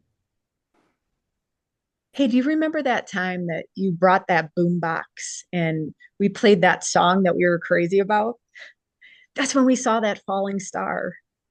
She moves closer to him. And you lost your footing and near tumbled down the hill. Yes, but you were there to save me. He takes her hand. He leans in to kiss her one. Well, that takes care of that. STACEY and Brad quickly move apart. What were they thinking? Larry rejoins them. I told him I need a week. Give us a chance to see what this festival can do. She looks down below and something catches her eye. Now that's a good start. Would you look at that? I guess that social media stuff pays off. STACEY and Brad join her, looking down at the view of several vehicles approaching town. They are elated and hug. God, we can do this. We will. We have to. Exterior, Main Street, evening. Music plays as lots of people mill about and down Main Street, checking out the various window decorations and sidewalk stands with Christmas goodies to eat and drink. The festive spirit of Christmas is in the air. Interior, general store, continuous. KATY, with help from Mark, enjoys taking care of several customers. Aunt Mary has her special display of cookies set up on the table near the main counter. STACEY and Brad stroll around, relishing this Christmas activity. They join up with KATY as she notices the time. Come on, folks. Time to get outside. The tree lighting ceremony will be getting underway. The store will reopen right afterward. Exterior, Main Street, night. Festival attendees collect around town square in good spirits and enjoying themselves. Some have brought their kids who have lots of fun with provided inflatable Christmas figures. Aunt Mary, KATY, and Mark stand on the stage. Brad, located nearby, helps with tech support. STACEY stands on the walkway with her smartphone ready. KATY and Mark assist Aunt Mary up to the podium. Hello! Loud applause. Quick cutaway to see STACEY and Brad cheering. Welcome! Welcome to the Main Street Christmas Festival. Lots more applause. KATY steps forward for a quick comment. We're back. Mark records the event with his camera/phone. Well, this is it, folks. Time to throw some light out to all the people that call Franklin home and all you people visiting here to share this wonderful holiday season with us. Brad steps forward with a ceremonial activation button. Are you ready? The crowd responds with affirmative cheers and applause. Let's start the countdown. 5, 4, 3, 2, 1. Stacy gives cues with her phone and some colorful lit up electric scooters and bicycles ridden by Stacy's teen recruits begin to converge on the town square. They weave in and out as some on the bicycles do tricks. At the same time, some small drones, also lit up with Christmas lights, show up in the night sky and begin to descend and circle down toward the large tree. People in attendance react with enthusiasm. Many take pictures with their phones. The festive scooters and drones close in on the tree. Then, just as they all reach the tree, Stacy gives the signal and Aunt Mary pushes the button on the switch box. An amazing spectacle of lights come on, illuminating the large tree, the town square, and Main Street. People are amazed and applaud appreciatively. Aunt Mary and Katie and Brad and Mark are all impressed. They gesture over to Stacy and give her their own applause. Wow, that was worth waiting for. Let's hear it for our young folks this year and Stacy Aaron, who helped make this happen. More cheers and applause. The teens and Stacy wave happily. Remember, all the shops are open with special deals and surprises. There's hot chocolate and Christmas brownies and gingerbread stands set up for those who want to indulge. And don't forget that on Wednesday, we will have the Elves Workshop and Crafts Contest. And then on Christmas Eve, Santa himself will join us with toys for the kids, followed by the Main Street Fashion Bash. Happy holidays, everyone. And don't forget to vote for your very favorite window decorations on Main Street. Ballots and boxes are located in all the stores. Some festival attendees remain near the big tree, enjoying it, while others move off toward the various shops. Stacy goes around thanking the various teens who pitched in. Brad joins her. They do a fist bump. Now that was something else. It was time to add a little something new. You know me, the old tradition guy. Goes to show everyone can change. First of all, you certainly aren't old, and I love you just the way you are. Stacy catches herself, bites her lip. Mark rushes up to them. Come, you have to see this. Interior, general store, night. Stacy, Brad, and Mark enter the store to find lots of customers inside shopping and having a good time. Mark hurries off to help Katie, who has her hands full. Stacy and Brad go over to where Aunt Mary serves up some of her special Christmas cookies. Sugar and spice makes Christmas real nice. This is just like old times, and it sure feels good. She hands them each a cookie. Now you only get one. They're going like Christmas cookies, and I don't want to run out. The cute kid Katie bandaged earlier comes up and takes a cookie with a big smile on her face. It doesn't get much better than this. Those ideas you had for the tree lighting tonight turned out great.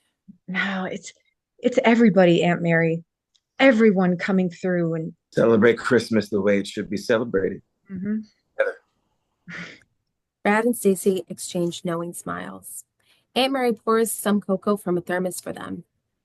Cheers. The two accept their cups, smile, and then laugh as they snatch up 2 more cookies and quickly make for the door. Hey, you two. She laughs, shaking her head, and proceeds to produce another tray of cookies she brought for tonight. Exterior, Main Street, side street, night. Charles takes a look around to make sure no one's watching. Carrying a black satchel, he heads toward a city power box. Exterior, Main Street, night. Stacy and Brad stroll and enjoy the lights and activity. A couple passes by. Happy holidays. This is great. The Christmas spirit is alive and very noticeable everywhere. Now this is Christmas in Franklin. Stacy beams. Brad loves seeing her like this. They start to draw closer together, very much enjoying the moment in each other when a section of the street lights dim on and off and then go dark. Stacy and Brad and shoppers react. Hold on, wait here. It starts off around the corner. Stacy hesitates a moment, then follows him. Exterior, Main Street, side street, night. Brad arrives at the generator he had parked earlier. Down the street, the power box can be seen with sparks emanating from a connection. Stacy runs up to join Brad as he reaches for a fire extinguisher mounted on the side of the generator. Okay, how can I help? You know how to use one of these? Actually, Dad showed me how to use the one in the store. He hands her the extinguisher. Go give it a good blast while I hook up to the junction box. She hurries over and takes action with the extinguisher while Brad pulls out a junction box and begins to connect it. Having succeeded with the power box, Stacy returns. Good work. Now, when I say ready, flip this switch here. He then quickly goes over to the generator and turns the dial. Okay, now. She flips the switch on the box while he pulls up a lever on the generator. Success. All lights flicker back on a dazzling display. Relieved shoppers applaud and carry on happily. Brad and Stacy do a big high five. Mark rushes up from the back of the general store. We called the power company. They won't be able to come out until tomorrow morning. That's okay. We're good for tonight. Cool. You sure had that one covered. I wasn't born last Christmas. Now, come on, let's get back to the fun. He and Stacy stroll back to Main Street, arm in arm. Mark watches them, smiles, and returns to the store. Exterior, book nook, night. Stacy and Brad arrive to find Bill at the store entrance, passing out Christmas bookmarks to customers. Book nook. Man, how's it going? See for yourself. Brad takes a look through the door while Stacy checks out the window. Both inside and out, things are alive with Christmas. Wow. Well done with the window. You know, it's almost as good as ours.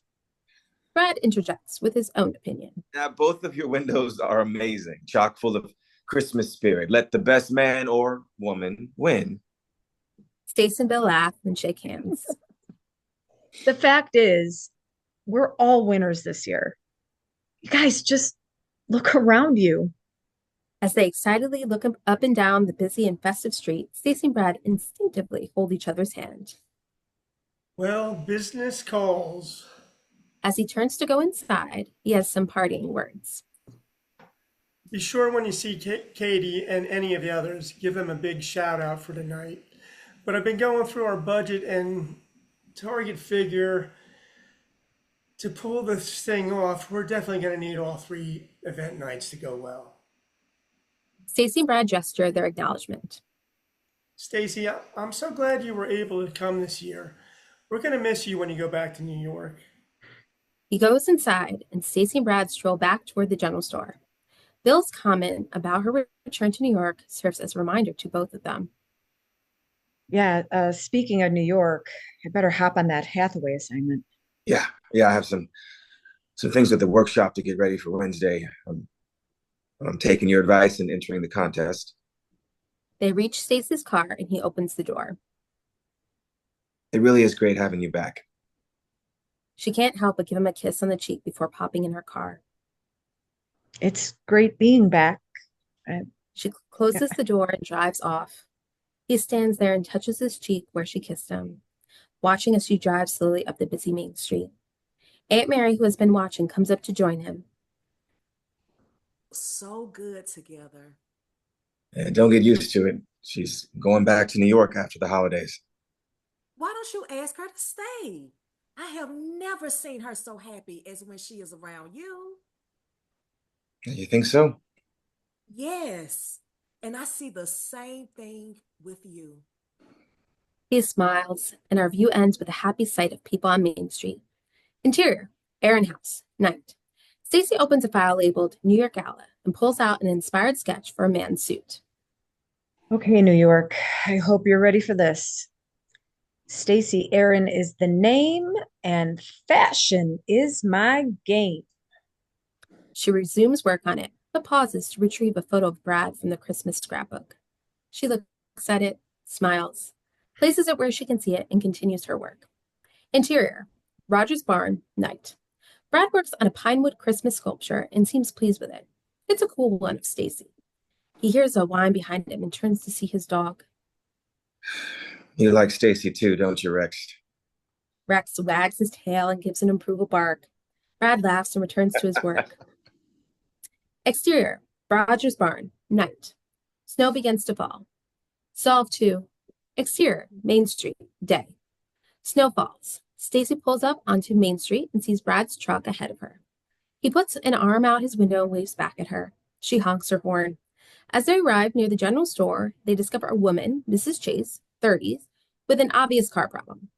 As they move to help her, they find she has a young boy with her, Bobby, 10 years old. Good morning. Good morning. What seems to be a problem? Flat tire and AAA seems to be backed up with calls. I want to play. School's closed, couldn't get a sitter in time. I work over in Clarksville for the county, couldn't leave him behind. Brad moves to her vehicle and flat tire. You want to pop the trunk? Mom, can I play? Not sure what's gotten into her. She's normally quite patient. Listen, don't worry. You deal with the car. I've got her. Before the woman can reply, Stacy moves to the girl. Oh, hello, young lady. My name is Stacy. What's yours? Bobby Chase. She inspects her fetching homemade jacket made from quilts. Who made this nice jacket? My grandmother. I like this place. Is it Christmas Street? Yeah. Yeah, it is. I like it too. Her mom pauses from her efforts with Brad and looks back, happy to see her daughter occupied with Stacy. But where's the snowman? Every Christmas tree needs a snowman. Stacy looks up and down the street.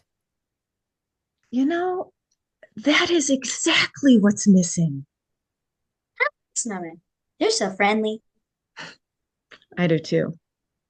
She picks up a handful of snow and packs it together with another handful. It sticks together well. Oh, and we are in luck this morning. Come on. She picks out a spot in some shade near the general store and starts to roll a ball of snow together. Come on now. I am going to need your help. The eager girl quickly joins her. Back by the car, Brad pulls out the lug wrench, jack, and spare tire. They pause to look again over at Stacy and the girl who are busily engaged in the snowman project. Mrs. Chase takes a picture with her iPhone. Now that is one very nice person. Yeah, she is. He smiles, watching Stacy a moment, and then resumes his work. Back with Stacy and Bobby and their snowman creating. Wait. Remember how I showed you? We have to keep shaping him. The girl works at patting the snow down into a curve. That's good. See, you're getting it. What's his name gonna be? Well, I think Frosty has already been taken. So let's see. Hey, what's your father's name? They roll another ball for the middle section. Samuel. He's in the army across the ocean. Well, you got to be very proud of him. It's people like him that make it possible for people like us to build snowmen. I miss him very much. He's trying to make it back for Christmas. She takes a moment to fondly touch her cheek. And I'm sure that he misses you too. And I'm sure that he will be back soon. But in the meantime, he's right here on this street as Sam the Snowman. The kid brightens up and they continue to their work. Over at the car, Brad tightens the wheel lugs. He sees Mrs. Chase looking up and down the street anxiously. Something wrong? I was supposed to meet a Mr. Savoy here. He lodged a complaint, something regarding a power issue last night and possible danger to the public. Savoy. Charles Savoy? Yes, do you know him? He's running a development group trying to buy up the businesses here, replace them with a giant mall. Is that right? She pulls a paper from a briefcase. And Mrs. Mary Wright, she's a councilwoman working with the festival. She's supposed to be in one of these stores here. That would be the general store. She's Stacy's aunt. Really? I need to see her about the festival permits. Brad finishes with the job and returns the components to the back of the vehicle while Mrs. Chase looks over at Stacy and Bobby laughing and having a good time. She your wife? No. She was my girlfriend back in high school. You were crazy to let her get away. They go over and join up with the snowman builders. Here, let me help you. He rushes over to help with attaching the middle section. His eyes lock together with Stacy's, sharing the moment. Now for the head. Yes, yes, now for the head. Stacy, this woman's with the county and needs to see your aunt. It seems our friend Charles Savoy is trying to shut down the festival. Wait, no way. I just need to see your aunt about some permits. Stacy stands and wipes snow from her hands. Kate, come on, I'll show you where she is. I have to get some things for our friend Sam here anyway. Mrs. Chase has to practically carry Bobby away as the two women start off to the store, leaving Brad to carry on with making a head for the snowman. Interior, design shop, day. Stacy, Mrs. Chase, and Bobby enter. Aunt Mary is at work with the fashion clothing production team. There you are. I wonder what had happened to you. Hey, Aunt Mary, this is Mrs. Chase with the County Safety and Zoning Board. She needs to speak with you. Over here, dear. Hey, is it okay to take Bobby with me to get some things next door for our snow friend? You can see her right through there, through the door. Sure, that's fine. Don't worry, we'll get this sorted out. Stacy and Bobby leave. Interior, general store, day. Stacy and Bobby enter through the adjoining door. KATY and Mark come over to join them. What's up? Charles Savoy is at it again. KATY edges over and looks through the open door. That man should never have come back to this town. They watch Aunt Mary and Mrs. Chase going through some papers. I need to get some things from the store. You could just put them on my tab. Shush. You don't need a tab. You own half of this place. Stacy and Bobby make off for the aisles. KATY peeks back inside at the two women. Hard to tell if things are going well or not. Exterior, general store, later. Brad carries 2 twigs from a street side tree. He looks up to see Stacy, Aunt Mary, Mrs. Chase, Mark, and Bobby coming out to join him at the snowman. We found some real cool stuff for Sam. Okay, then, let's do it. Everyone joins in placing the twigs and store items like lumps of charcoal, camel garb, and even a red tie on Sam. All of them stand back to survey the results. He's awesome. Brad rushes to the girl's hair as if this was his own daughter. KATY rushes out to join the group. Just one last thing. A little water and food coloring, and we have... She produces a spray can and gives Sam some rosy cheeks. Oh, nice touch. And it looks like Christmas Soldier Sam is ready for duty as an official part of the Main Street Festival. Bobby goes around hugging everyone. Thank you. It's so good to know there are such good people that care. It's one of the reasons I am always glad when I get an assignment here in Franklin. So what happened with the permits? It's all good, unless, of course, something else happens. We did a virtual with the fire marshal. Everything looked fine, except for the power box that may have been tampered with. It is being fixed as we speak. Everyone looks relieved. Just then, Charles' car pulls up across the street. There he is. I think I'll have a few words with him. He starts to cross the street, but is stopped by Mrs. Chase. Don't. There's no proof he did anything except call in his complaint. She then crosses the street to speak with Charles. This town needs to look into installing some security cameras. Never really needed them here before. Stacy goes over to join Mrs. Chase and an upset Charles Savoy.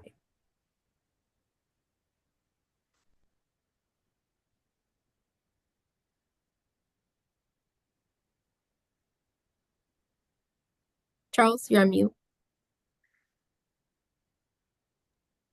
This festival needs to be shut down. It isn't safe. You know, we have something that will perhaps clear up this whole thing with the power box question. Mrs. Chase looks interested. Charles nervously laughs. There's a man here from New York, and he's been filming everything on the festival for social media. Charles clears his throat, getting a little edgy. Yeah, and he actually took some shots everywhere, including, well, from over there. He says he found one that shows someone at that power box. Weird. Charles is now sweating. Now, it is from a distance and a little fuzzy, but, you know, Mark says that we can take it over to the TV station, and with AI photo enhancement, the resolution, it can be cleaned up. Mrs. Chase grins at Stacy. She gets where this is going. Now that is very interesting. I know the county would want to see that. Town and state law enforcement as well. If there was someone identifiable, he would be in a lot of serious trouble. Okay, look, Charles this is suddenly all blurted this is all getting out of hand. Uh, it, it just isn't worth all this trouble. I'm gonna recommend the company pull the plug on this deal. Huh? Everyone would have gotten something. Now, if this festival of yours fails, the bank steps in and everyone loses. With that, he quickly rushes to his vehicle. There are no pictures, are there? Nope. They both smile as Charles Savoy tears away in his car. Well, he was right about one thing. This festival has to make it. Exterior, Main Street, night. A busy L's workshop, a crafts competition. Active little workshop stations are visible on the street, and signs with arrows point to the ones located inside. There is a centralized location for the crafts competition, and characters in Charles Dickens era outfits stroll around, lending a classic-style, old-fashioned touch. STACEY is one of those characters and is dressed in a hat, red fitted bodice, and long white full skirt. A small group of carolers stand under a gas lamp providing an image of a long ago Main Street. Bobby, the snowman girl, and her mom, Mrs. Chase, pose for pictures with Snowman Sam and wave at STACEY as she passes. Interior, general store, night. STACEY enters the packed store. Customers wait in line to check out. As she nears the counter where KATY works, customers spot her in her period dress and come over for selfies.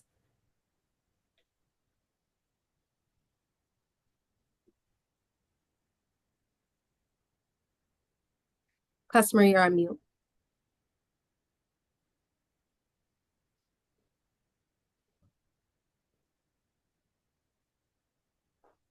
Can we get some pictures with you?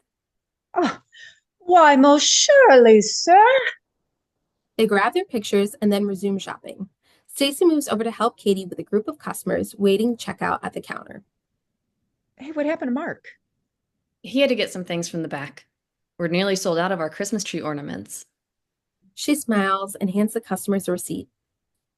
That was a great idea you had to use those costumes. Well, a shame for them to just sit in the closet. Wait till you see Aunt Mary. STACEY bags up some items while KATY works the register. And Brad, this is a big night for him, right?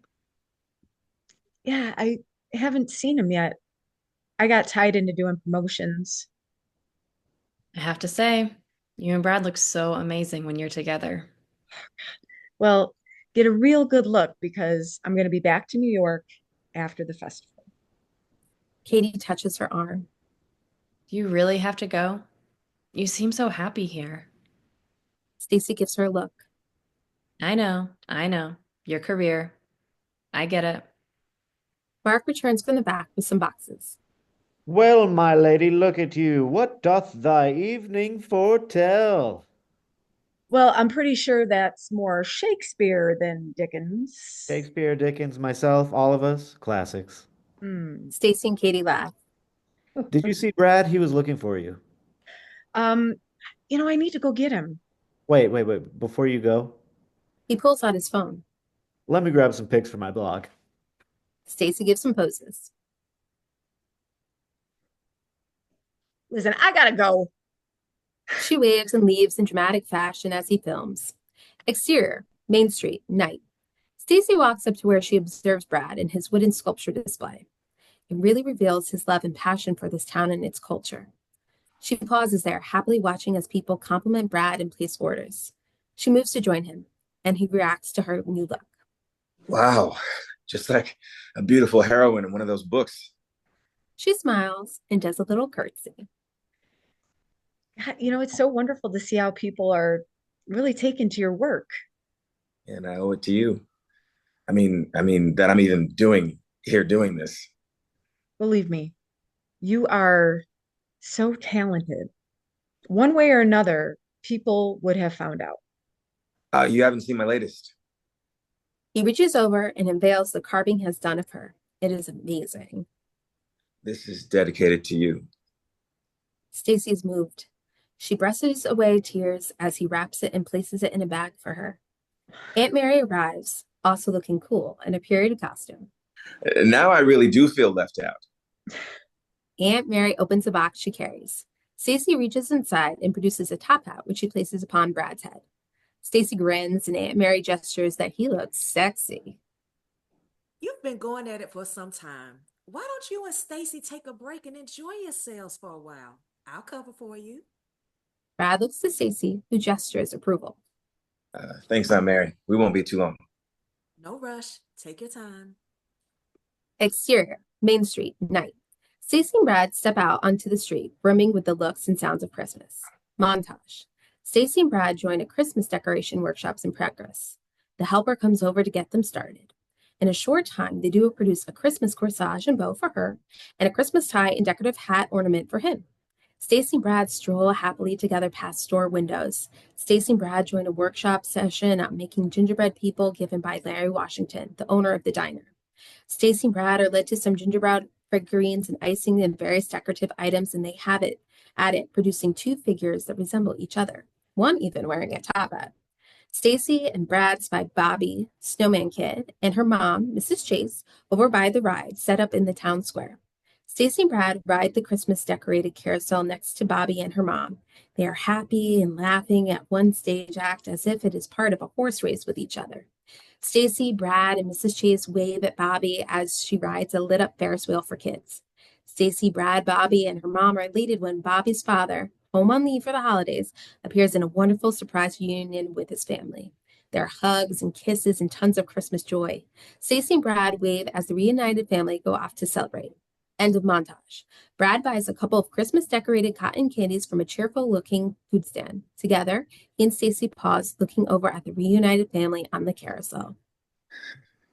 Being here and being with you, it just feels so right.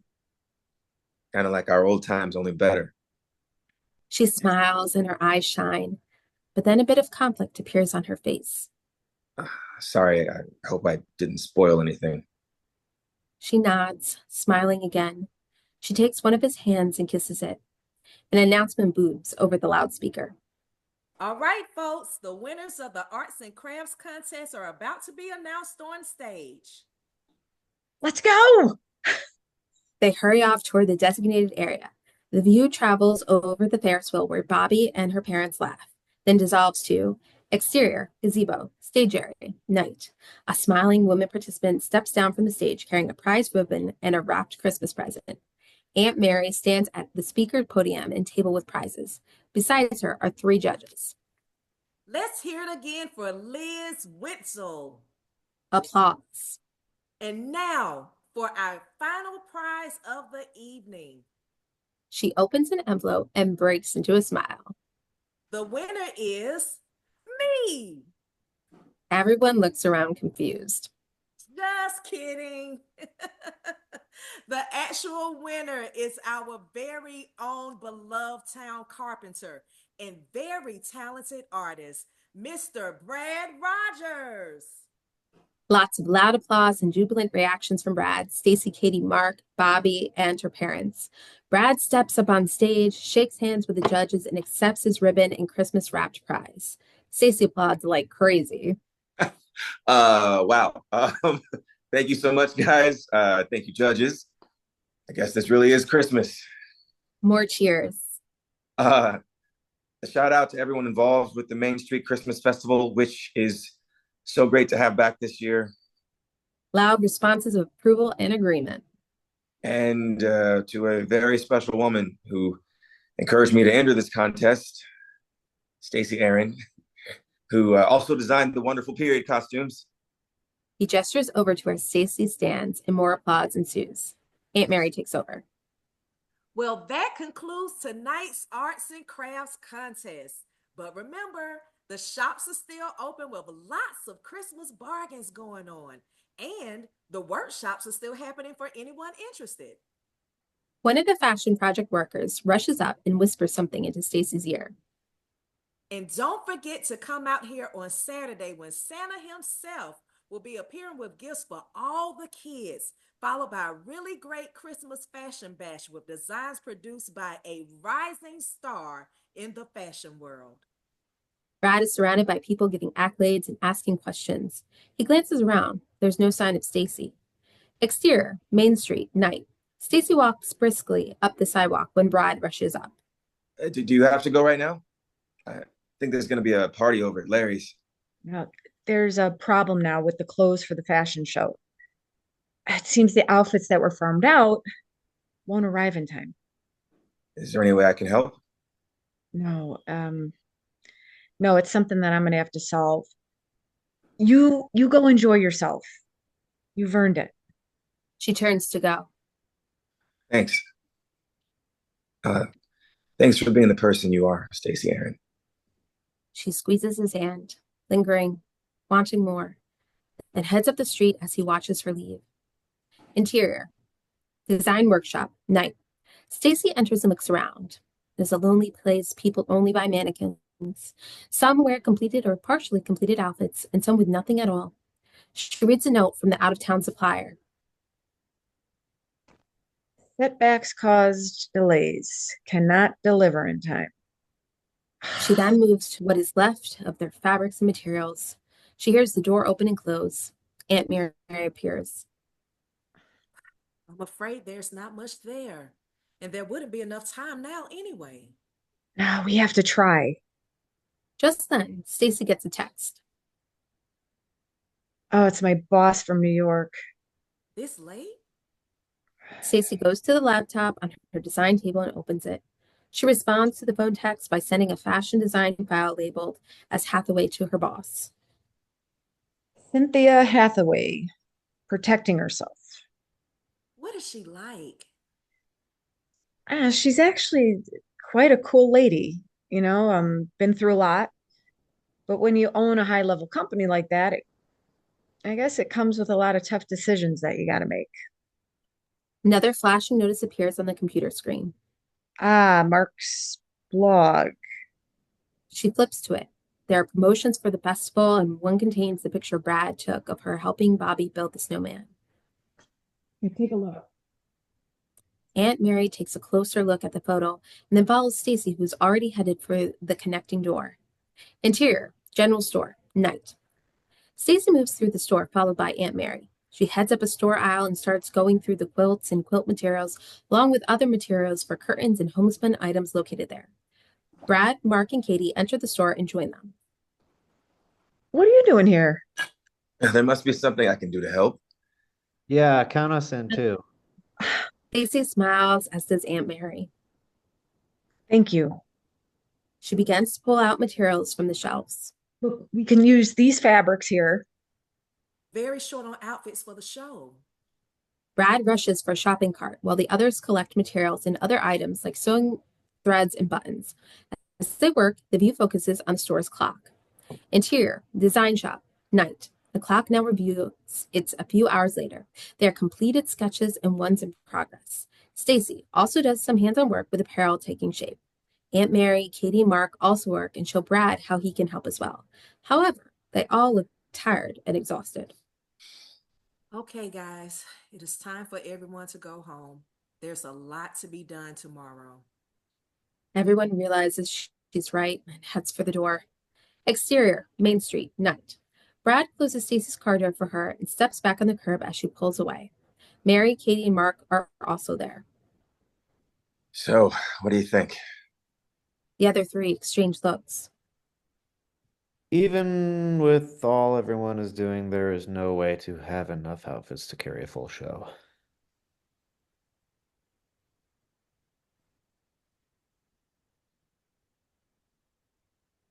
Aunt Mary? Spoke. I'll do it again. I'm afraid he's right. Interior, Aaron house, bedroom, night. Stacy lies in bed still sketching away. Exterior, Main Street, morning. It's early and quiet. Snow falls. Brad comes from the design shop and hurries to his truck with Aunt Mary following. I don't feel right leaving like this. If it works, it will be worth it. We need more help. He pulls away and Aunt Mary heads back inside. Interior, design shop, later. Stacy arrives with some new designs. Work continues with Aunt Mary, Katie, and Mark, but they look concerned. Stacy receives a phone call and checks the origin. Oh God, it's Cynthia. Now what? She moves off with Mark following while the others resume their work. Interior, design shop, office, day. STACEY talks on the phone with Mrs. Hathaway while Mark stands in the background listening. Well, the worst has happened just as I feared it might. Bob hasn't returned from Paris and has not delivered on what he promised. Unbelievable. Gee, he used to be The old saying, times change and so do people. And you know what? This now leaves us short on pieces for the gala. Look, I'm sorry. I never thought that. Mark steps forward to become part of the video call. So what does this mean? I'll tell you what this means. You and STACEY need to get back here to New York right away. And I mean right away. Now, you need to work directly with the team, and maybe we can combine what you've done with what Bob produced before dropping off the face of the earth. Yeah, but there is no more time. Okay? We've already seen what happens with you there. Get on the road. I need both of you here immediately. Interior, design shop, day. Mark enters and goes to where Aunt Mary is working. She needs to see you. Aunt Mary follows Mark. Interior, design shop, office, day. Aunt Mary enters and speaks with a very troubled STACEY. Aunt Mary, what do I do? You have to do what your heart tells you to do. My life has become my creations, my designs. You know, I have dreamed since I was a kid of being a top designer and dress people and make them happy and give them joy. But lately, Aunt Mary studies her and then puts her hands on STACEY's shoulder. Go back to New York. Yeah, but the festival, the show, everyone. One has to follow their calling, whatever that might be. In order to help others, share with others, you must be whole. You will always second guess yourself if you don't go. I don't want to let everyone down. Don't worry. We'll make a plan. It'll be okay. Now go. STACEY nods, but still appears concerned. I have to go tell Brad. Brad's gone over to Hartsfield to see if he could get some help. I'll tell him. He'll understand. Are you sure? It's obvious he loves you. He'll understand. Aunt Mary stands at the open door, watching as STACEY and Mark go over to tell KATY. At least I hope he'll understand. Exterior, Main Street, day. Aunt Mary speaks with Brad near his truck.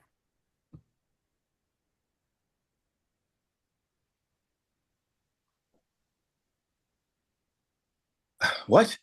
No, she's done it again, ran off. But Brad.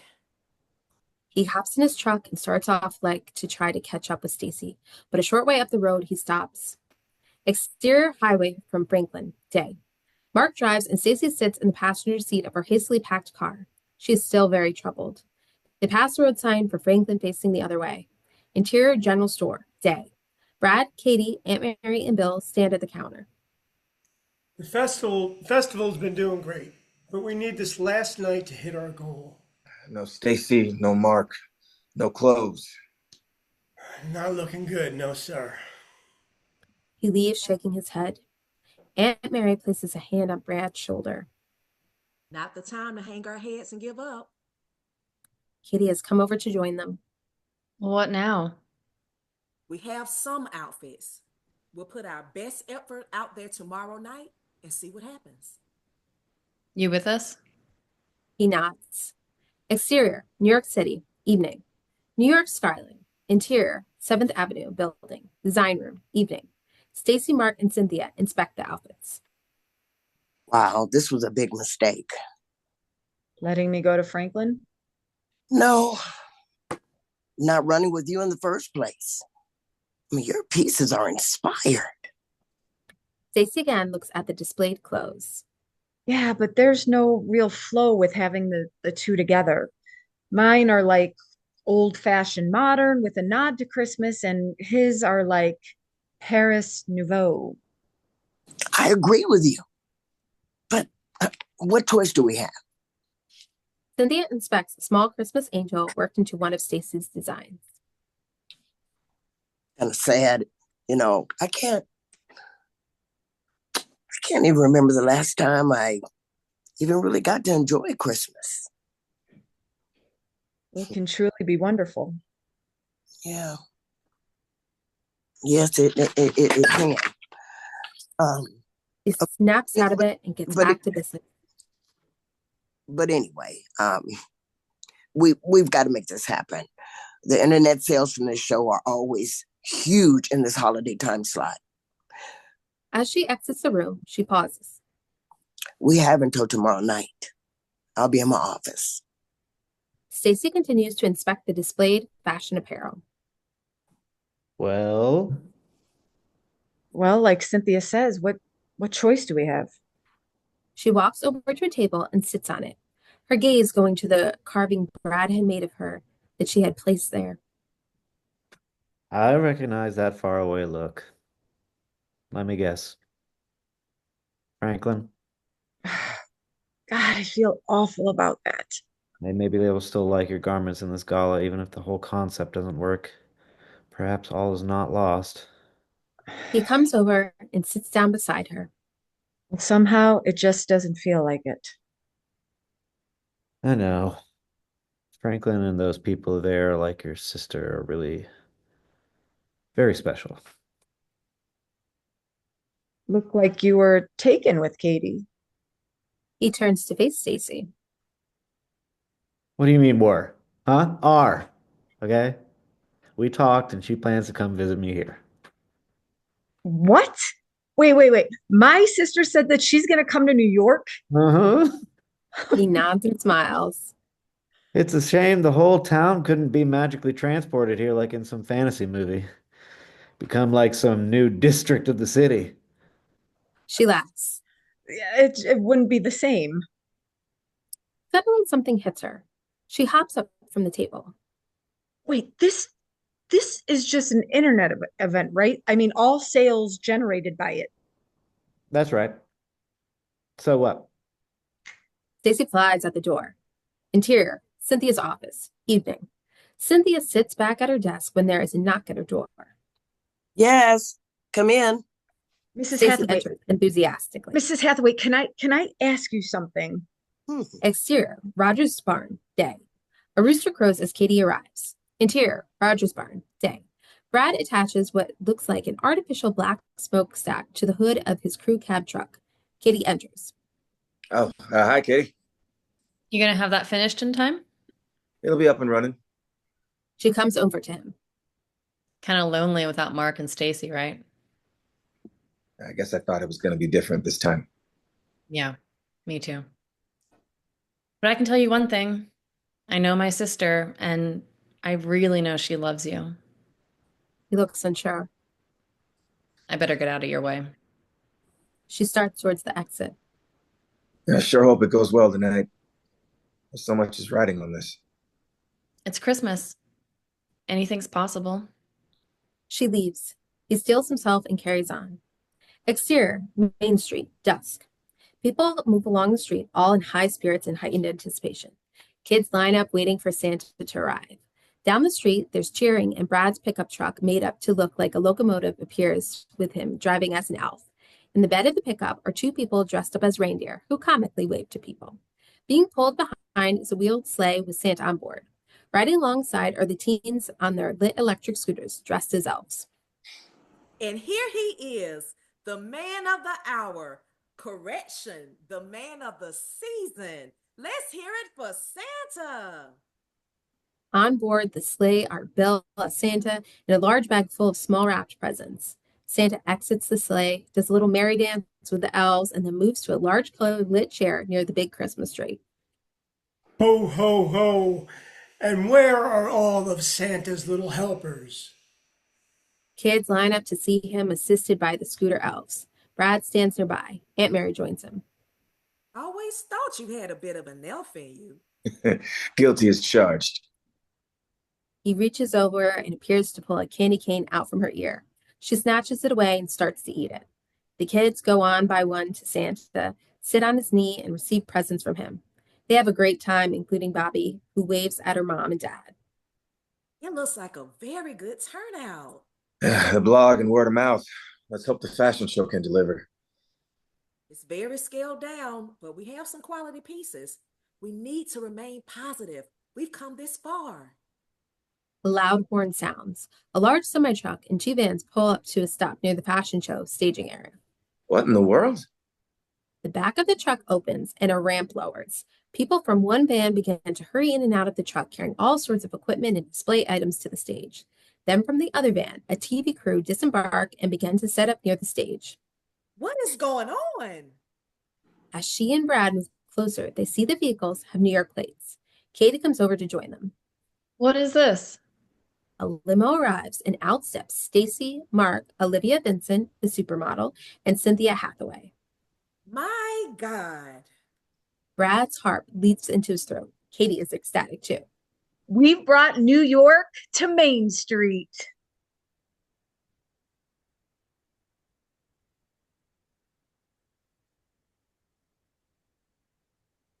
Cynthia, you're on mute.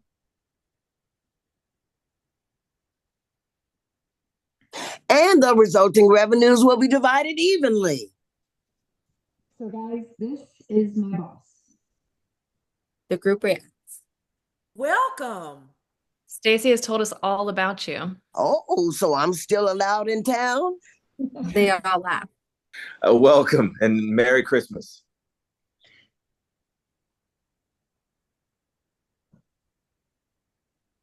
Oh, you must be Brad. They shake hands. All eyes turn to the activity and watch as a large projection screen is carried on the stage. This is amazing. There are garments and accessories produced up in New York to combine with the ones that we've made here. We better get going. It looks like things are getting close to ready. Come, Cynthia. I'll find you the best seat in the house. Oh. Everyone gets on the move. The New York models, including STACEY, join up with the local ones, including KATY, and move off toward a talented area set up backstage. Cynthia pauses to look at Main Street, all lit up for Christmas. Well, what do you think? Liberating and wonderful. Aunt Mary seats her next to Brad and proceeds to the stage where she, STACEY, and Mark confer, looking at some notes. People move into seats and some stand, all in good spirits and with high anticipation. Fanfare Christmas music plays over the loudspeakers, and Aunt Mary and STACEY step forward to the microphone. Good evening, everyone, and thank you for coming tonight to celebrate Christmas on Main Street with us. Cheers mixed with yells of Merry Christmas. She then steps aside as Mark takes over. And now, brought to you by the town of Franklin and the city of New York, we bring you the Main Street Christmas Fashion Bash. Cheers as the lights lower. When they come back up, it is to discover Bill as Santa asleep in his large Santa seat next to the Christmas tree and a burning fireplace. A couple of the elves tiptoe over to him and curl up on the floor next to him to catch a nap.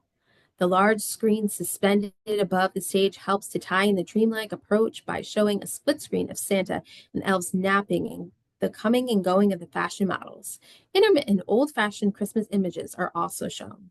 A model appears in an eye-catching fashion with a splash of Christmas, carrying a wreath. She walks the runway with moves and poses, giving everyone a view to admire. She then tiptoes over to Santa so as not to wake him and places the Christmas wreath on Santa's lap, after which she places a kiss lightly on his cheek and then quietly moves away as Santa's next dream and model pair. The lights lower and rise again.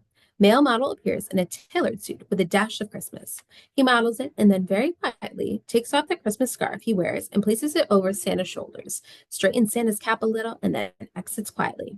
Again, the lights provide a dreamlike transition. A local boy and girl appear in sporty Christmas outfits made of quilt material. They make funny attempts at modeling on the runway, followed by placing the filled Christmas stockings they carry on the arms of Santa's chair. As the kids exit, they pause to wave at their parents and the audience breaking into cheering, smiling faces all around. Interior, trailer truck, night. Tucked away in the large truck as the event continues, there are people and computers processing all the many internet sales coming in. On mounted TV screens, we see different models coming and going on stage as applause is heard coming from outside. Dissolve 2, exterior, Main Street, night. A smashing-looking Olivia Vincent exits stage to loud applause. KATY appears modeling a wonderful outfit carrying a large Christmas tie and sash. She kisses Santa on the cheek, adds the tie and sash to the sleeping Santa, and exits. There seems to be a little delay in the next stream appearance, and the audience begins to wonder what is going on. Out comes Mr. Scrooge, dressed in a Christmas fashion. He struts around attempting to act like a model. The audience laughs, boos, and cheers for him. Scrooge then attempts to steal the huge bag of Christmas presents, but is impeded by its weight. This awakens the napping elves, who chase Scrooge away. Santa jolts away when Mrs. Santa, Aunt Mary, nudges him. He looks at his watch and moves into action. With the help of the elves and Mrs. Santa, he lifts up the large bag of presents and moves to a waiting sleigh with artificial reindeer. He turns to Mrs. Santa. Merry Christmas, dear. Don't forget to stop in Franklin, Pennsylvania and bring back some of those Christmas cookies that amazing Aunt Mary bakes. There is cheering from the crowd as Santa climbs on board. The sleigh vibrates visibly and the stage lights go out. On overhead screen, Santa appears in a sleigh. Ho, ho, ho! Merry Christmas! With that, he and his sleigh shoots off into the starry sky. Back to scene. Rounds of loud applause from the audience. The lights come back up and Santa is joined with all the models in their outfits to strike a pose. People applaud and cheer. Mark steps up on stage. And now, I would like to present the designer of tonight's Christmas fashion bash, Franklin's own, STACEY Aaron. STACEY appears in a special Christmas dress and looks amazing. Brad is blown away and the crowd stands applauding. Thank you, guys. Thank you. And everyone who worked so hard on this. Aunt Mary, KATY, Olivia, and Cynthia Hathaway. Spotlight on Cynthia, and she is touched by the applause. And to Brad RODGERS. You are amazing. She exits, and Aunt Mary steps up to the microphone.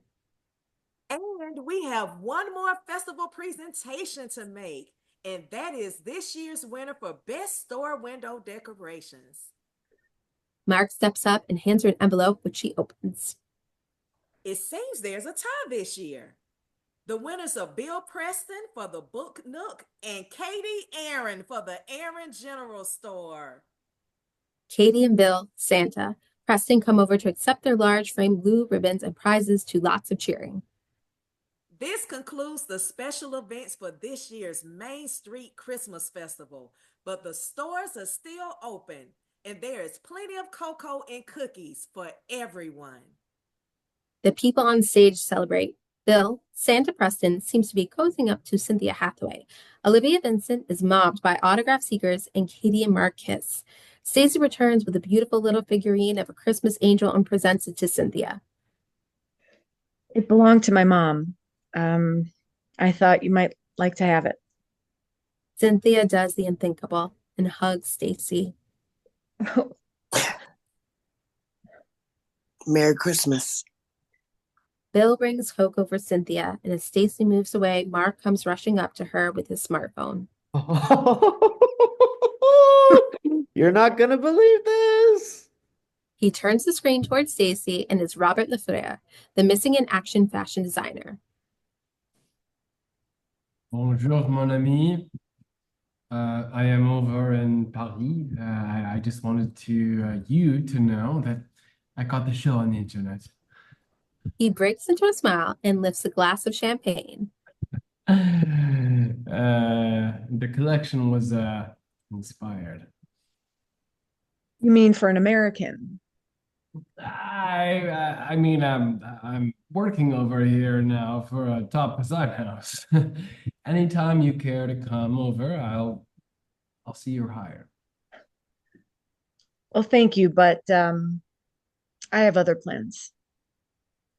He lifts his glasses again. Merry Christmas. Merry Christmas, Robert. He signs off, and STACEY hands the phone back to Mark. I have to find Brad. Brad moves through people looking for her. They find each other by Santa's tree and fireplace. You look really great. She's glowing with utter happiness. And it's so good to have you back for as long as that might be. Oh, wait, you didn't hear. He looks on, puzzled. You know that empty store next to the general store? I'm going to open a boutique in it. I'm also going to ask this carpenter artist that I know to share the store, and maybe he can sell his sculptures there. Brad smiles. He's in Christmas heaven. I'll still be tied into Cynthia and her company, but I'll be based here. Suddenly, their attention is drawn to the night sky as a bright falling star is seen. Brad takes her in his arms and they kiss with a passion that vibrates now forever to come. The view slowly rises to see them holding each other, KATY and Mark together, Cynthia and Santa together, Aunt Mary and Olivia sharing Christmas cookies as the elves carry on having a good time, waving to everyone. Merry Christmas to one and all. Fade out.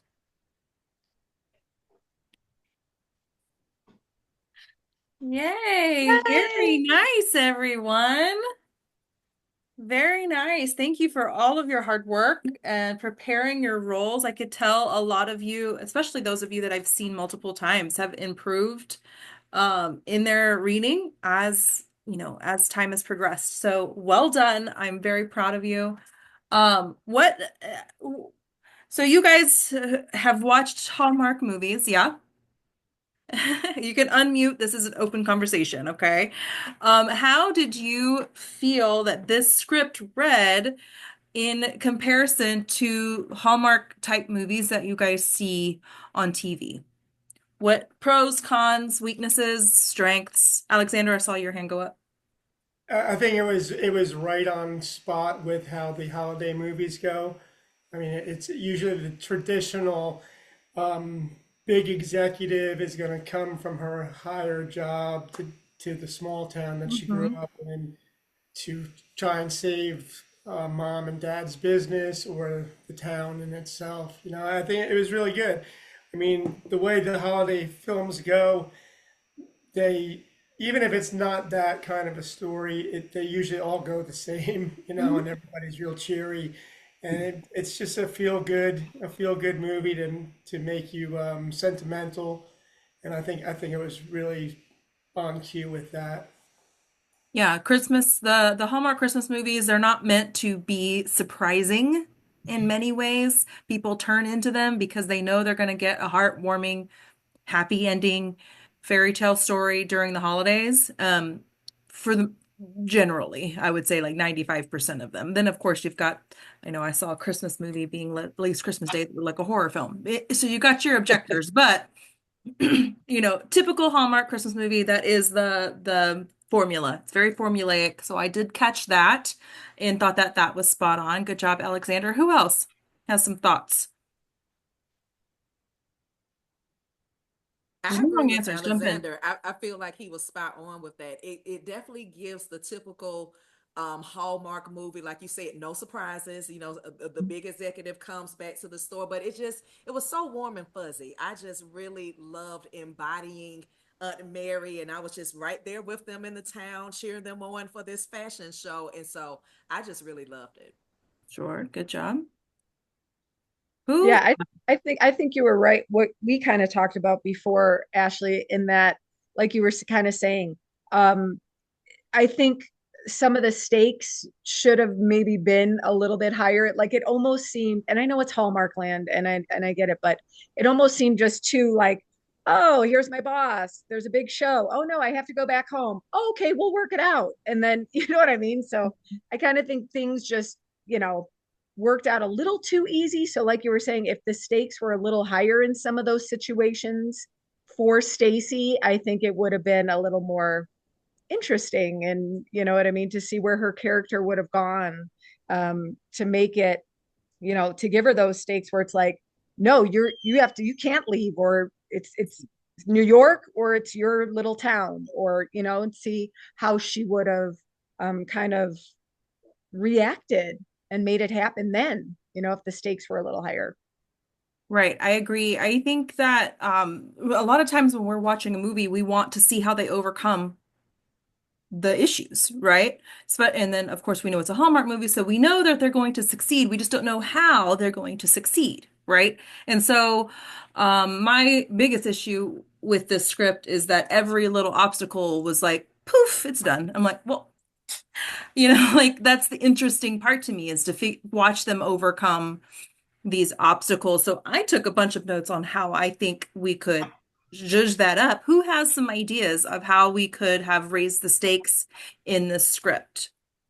I think Charles Savoy should be a way bigger villain than he was. He was way easily deterred for someone that really wants to like buy out the entire town. He's like, "Oh, video camera. Oh no. Forget it." Like, so that guy should have definitely been a bigger villain, in my opinion. Okay. I agree with that. I also was going to say, I think that I guess, and this is true because I love watching these movies because I can kind of turn my brain off. But in reading it and then hearing it now, I was like, how does this save the town? Like, you have this one 3-day festival, and then for the next 364 days, everything's fine. What's the longer term plan to make sure that it's worth putting her boutique in the town, Yeah. I think my understanding of that was like since it was like publicized and everything, like reminding people to shop downtown versus going to the store. So that was kind of my answer to that, but I could have just been making it up. Anybody else catch that and were confused by that? It was Christmas magic, A minor miracle. Yeah. Miracle of Christmas. Yeah, I mean, they literally, and I'm saying this, and I just watched The Merry Gentleman on Netflix, and and it was like, oh, we're gonna do this Christmas exotic male dance review, raise $30,000, and then I was like, that's cool, but are the men just gonna have to dance every day for the rest of their life? Yes, there is a little bit of Christmas magic that has to go along with it. Who else has some conflicts that Oh, I do. I'd like to see more with Bob, a little bit more with Bob. He just kind of disappeared, but a little more conflict with Bob and STACEY. Bobby, the little boy, working together. Robert, the one that runs away, the other designer. Just a little bit more, protagonist something where STACEY's on edge and but yet still trying to speak up on his behalf, knowing just a little bit more with him instead of just Cynthia getting a video that he's out partying because he kind of like disappears. Yeah. I think the whole conflict of work, STACEY's work, disappears for the whole movie because we're like, what is she? I think there's like one line where she's like, oh, I worked on it last night, but it can wait. I'm like, oh, well, how important is the show then to her if it's never even mentioned? So to me, that's like a conflict. That is a rising conflict that needs to be a through line through the whole movie. Like, is she going to be employed when she is done with this little weekend? For sure. Who else? Yeah, the kind of along with that, the Cynthia character confuses me a little bit because she's set up to sort of be like this antagonist and she's, it's all high stakes and like high pressure on STACEY to get back here and do your job and all that. But then once STACEY goes back to New York, it's very quickly like, oh no, I love Christmas. So let's go back to the small town. Like, I don't know. It just sort of along with the same thing everyone's saying that it just gets resolved very quickly. Yeah. Yeah, because also with the two sisters, I really didn't get the backstory of why they, have issues with each other. I agree with Willa. That's another one I have. I have another one. Like, what did KATY give up to have to stay and do the store? Right? And how does that conflict? Now, guys, as actors, whenever you get a script like this and it doesn't have these questions answered, guess who has to do it? Actors. You do. Yeah, we do. Yeah, we do. You do. There's that.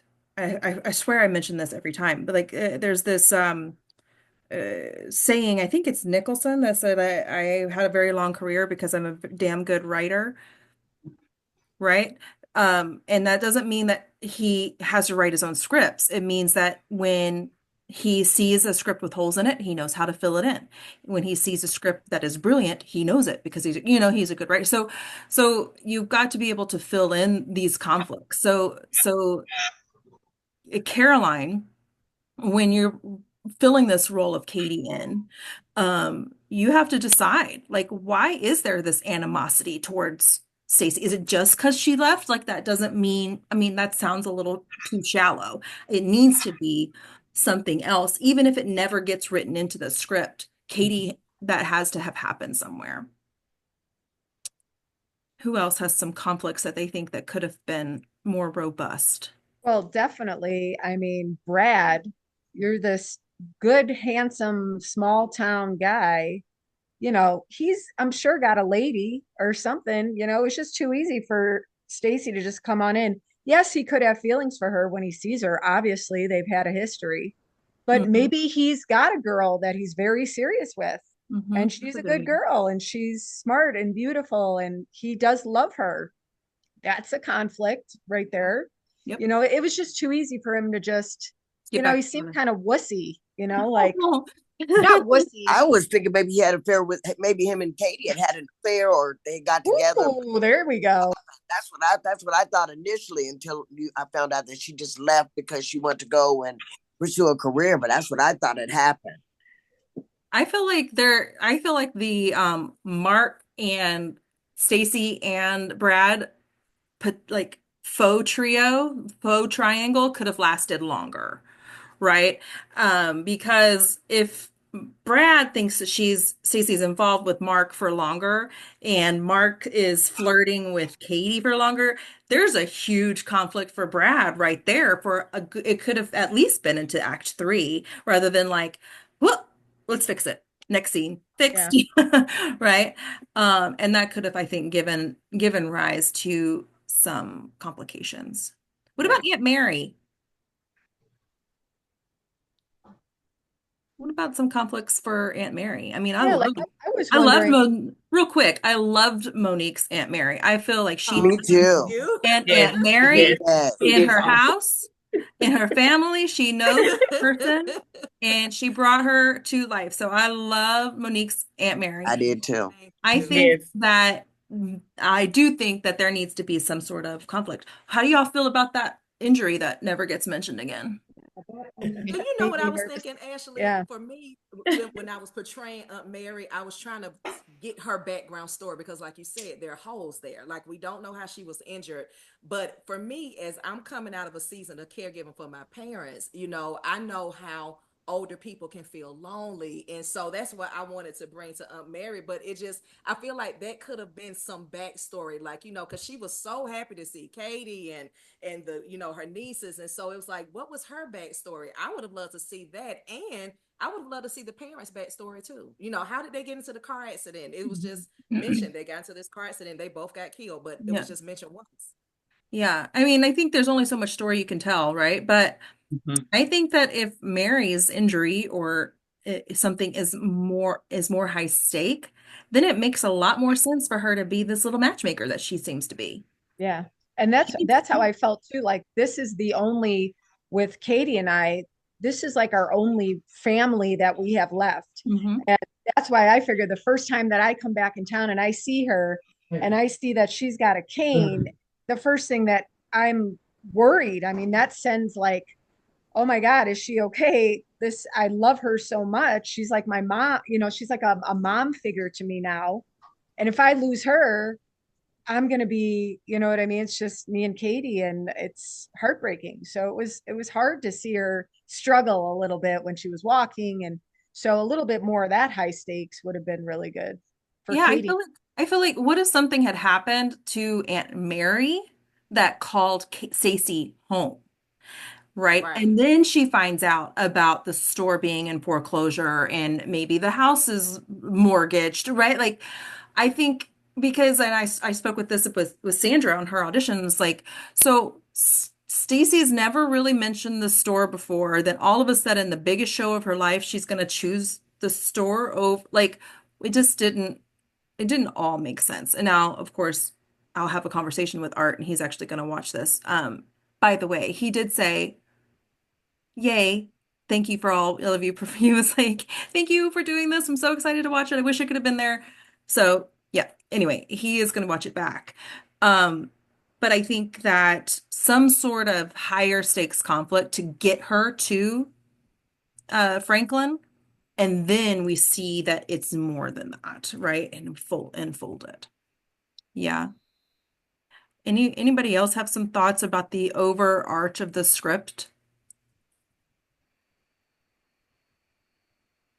I feel like there could be more to show the developing romance between KATY and Mark.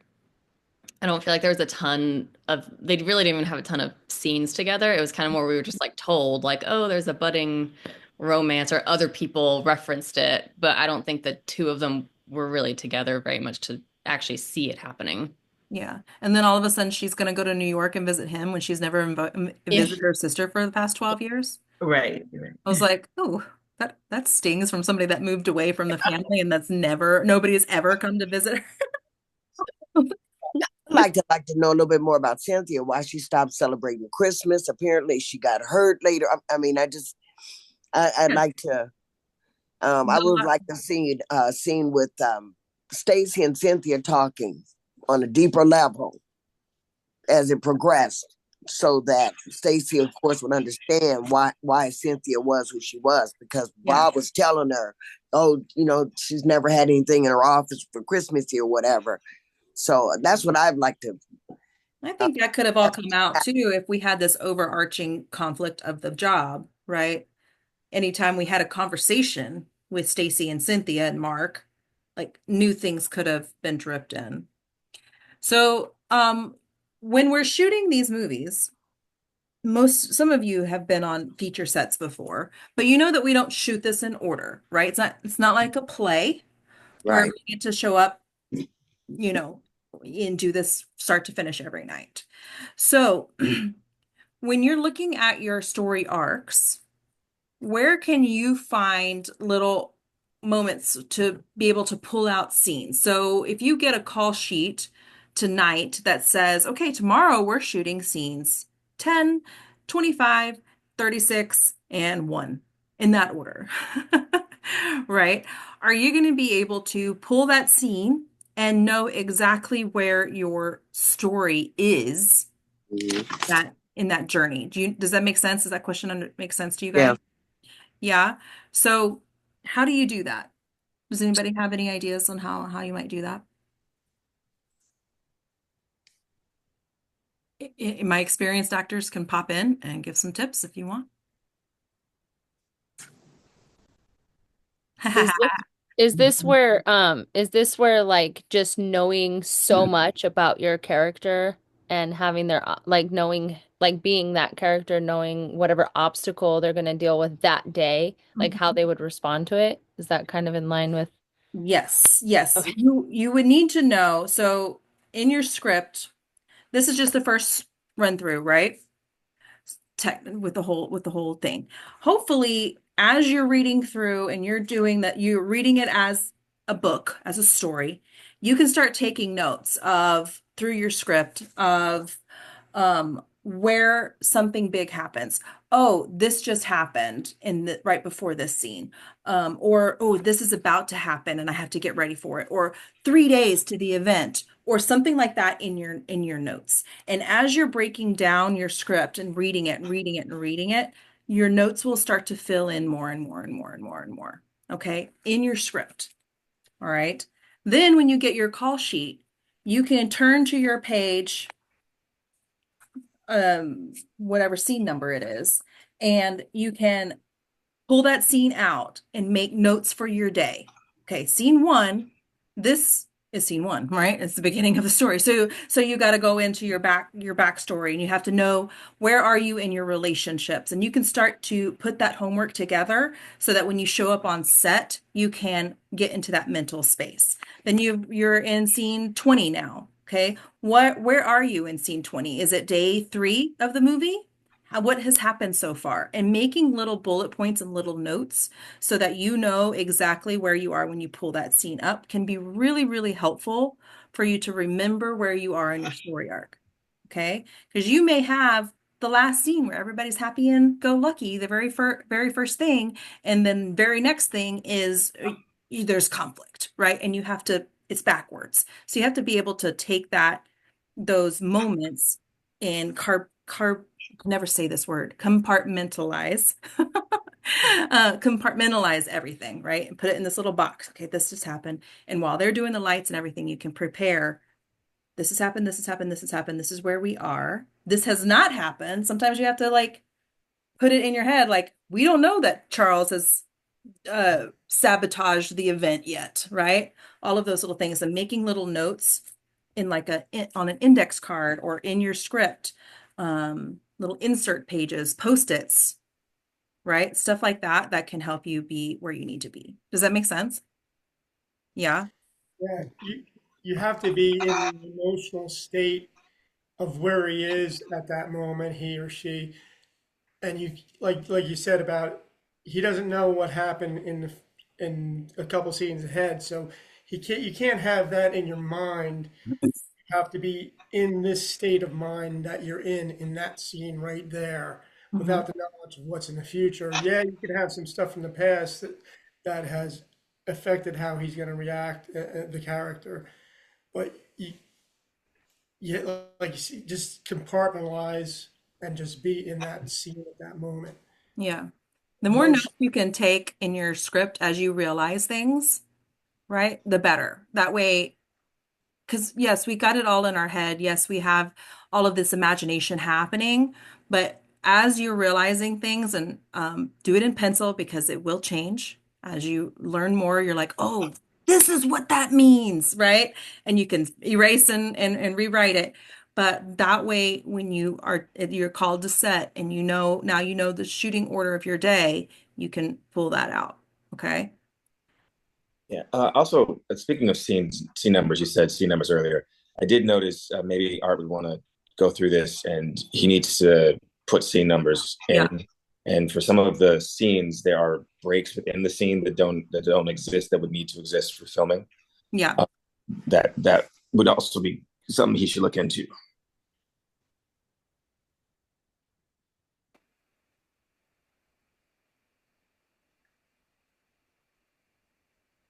Writing that down, Tommy, hang on.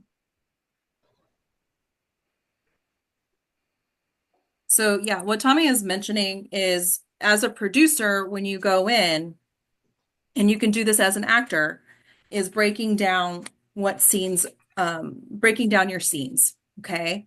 So each scene has interior, New York City day, right? And then the next one is fashion showroom day. All right. So that to me means it's the same day, right? We haven't slept yet. Then it'll go to night. Eventually, or then the next scene will say morning, right? And so you can start to deduct where your time is lapsing. Okay. It's not perfect, right? Because sometimes it'll be 2 or 3 days that lapsed, right? But at least you know that there has been at least a night lapse or something lapse, right? And you can mark notes. This is day 1. Okay. This is day 2. This is day 3, so that you know where you are in time. Okay. It helps production, what he's saying, scene numbers, because we have to break down location, time, we have shooting day for night, wardrobe. All of those things are very, very important with scene numbers. And then there's a software that pulls it all up, and we can call scene 1 and everything will fill up. But if it's not numbered correctly, it's very troublesome for the production staff. Very, very troublesome. What else? We got a few more minutes. I don't want to keep y'all too long. And if you guys are feeling like you've got enough out of this conversation, we can call it early. But what else do you think about the script that needs to be improved, or something that you loved about it? We don't need to bash it the whole time. One thing about all the things that we added is it really depends on what kind of a movie he wants to make, because you have these lighthearted holiday movies that really don't make any sense. And if you start putting a lot of different dramas into it, it's going to become a real life drama movie rather than the lighthearted holiday movie that's just cookies and everybody gets a candy cane and lives happily ever after. So Right. it's kind of like, what kind of movie does he want to actually make with this? Well, and whose story are we telling? Yeah. Right. So yes, everybody is going to have some sort of conflict that they have to overcome. But in the grand scheme of storytelling, it's only a 90-minute movie. Right? So we can't have everybody's story fully fleshed out. That's where actors come in. But our lead four should be pretty fleshed out for sure. And there should be some overarching things that I can really like the romance. I thought yeah. Well, I mean, it's a very mostly end how romance. everybody Like a comes rom-com. together. Yeah, It's a I comedy. enjoyed. I loved Matthew's Mark and the comic relief that he brought to that role. Oh, yeah, now, That dryness, yeah. that dry New Yorker comedy into this small town, I thought was hilarious. It was really, really funny. Thank you very much. That means a lot. Yeah, I enjoyed it.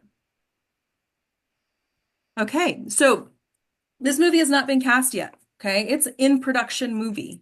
What do you think you can do to keep in touch with this writer and this script for if it pops up and you might want to audition for it? You might want to have your agent go, hey, bye, Nick. Follow them on Instagram. Yes. His Good. his email and phone number's on the first page. Yeah. Right. Hey, we did a scene study. We did a table read. Great Absolutely table. loved it. Reach Yeah. out to him. Yeah. Right. Email them, say, hey, we enjoyed reading your script. Thanks for, letting us work on your stuff. How can we keep in touch? Are you on Instagram? Right. What else? You do little Google alerts. Anytime something's posted, be looking at your Variety and Deadline and Hollywood Reporter. You guys read those or at least have some sort of headline. I try to do a headline roundup if some of you that have been on my list for long enough. Every couple of weeks, I try to do like hey, this is what's in the headlines so that you don't have to go search for it. But you guys should be reading those. What is it? Casting About, Tommy, that has like who's casting what? Casting About, is that what is a website? Oh, I haven't used that one, but let's see. I'll look it up while you're. I think it's Actors Access is paired with them. See, Okay. I'm thinking about Okay. casting networks. no, not casting networks. Actors Access and casting networks are the casting sites, but there's a casting director like directory almost. I think it's Casting About, Yeah, and it's casting about. yeah, and they have every casting director and what they're casting currently, right? And so you can kind of research that and do a little search every once in a while so that you can be alerted if they start casting for this film. Now they might change the name, right? Happens all the time, right? By the time, or they might do I doubt it for this movie, but sometimes in the big movies they do like a pretend name in auditions, right? So you don't really even know what it is. But being as trying to be as plugged in as you can to all of the periodicals and stuff like that, so that when things start coming up, you're like, oh, I read this. I want to make sure I get an audition. Tell your agent if you're repped. Tell your agent. This is a great time to touch base with your agent. Those of you that don't speak to your agent regular or your manager regularly, you're like, hey, just did this table read of this little Christmas film. Can you put it in my file somewhere to keep an eye out for it? Stuff like that. Okay. Just some little tippy tips. Tippity tip tips. Tommy, thanks for hanging out with us. Of course. Thank you for having me. And listen, I do have a soft spot for Christmas movies. So, as we met doing one, and I I offered up some criticism today, but I also would like to be clear that I think we would all like to be cast if we. but also that it all works within the universe of what these movies are. They are supposed to be escapism. So I do think that you're correct in that for those four main folks, we need to give them a little bit more higher stakes. But everyone else in those movies is kind of like just magical creatures going sort of in and out. But it was really fun to be here today. I thank you all for having me. I might turn on a Christmas movie now. Got to see which Netflix one I haven't seen yet. Rekindling Christmas is on Amazon. Rekindling Christmas is on Amazon. I do own it, so I could rewatch that as well.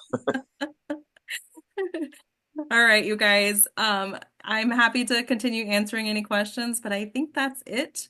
Thank you all for joining us. I hope you are able to do Friends. Please come do Friends.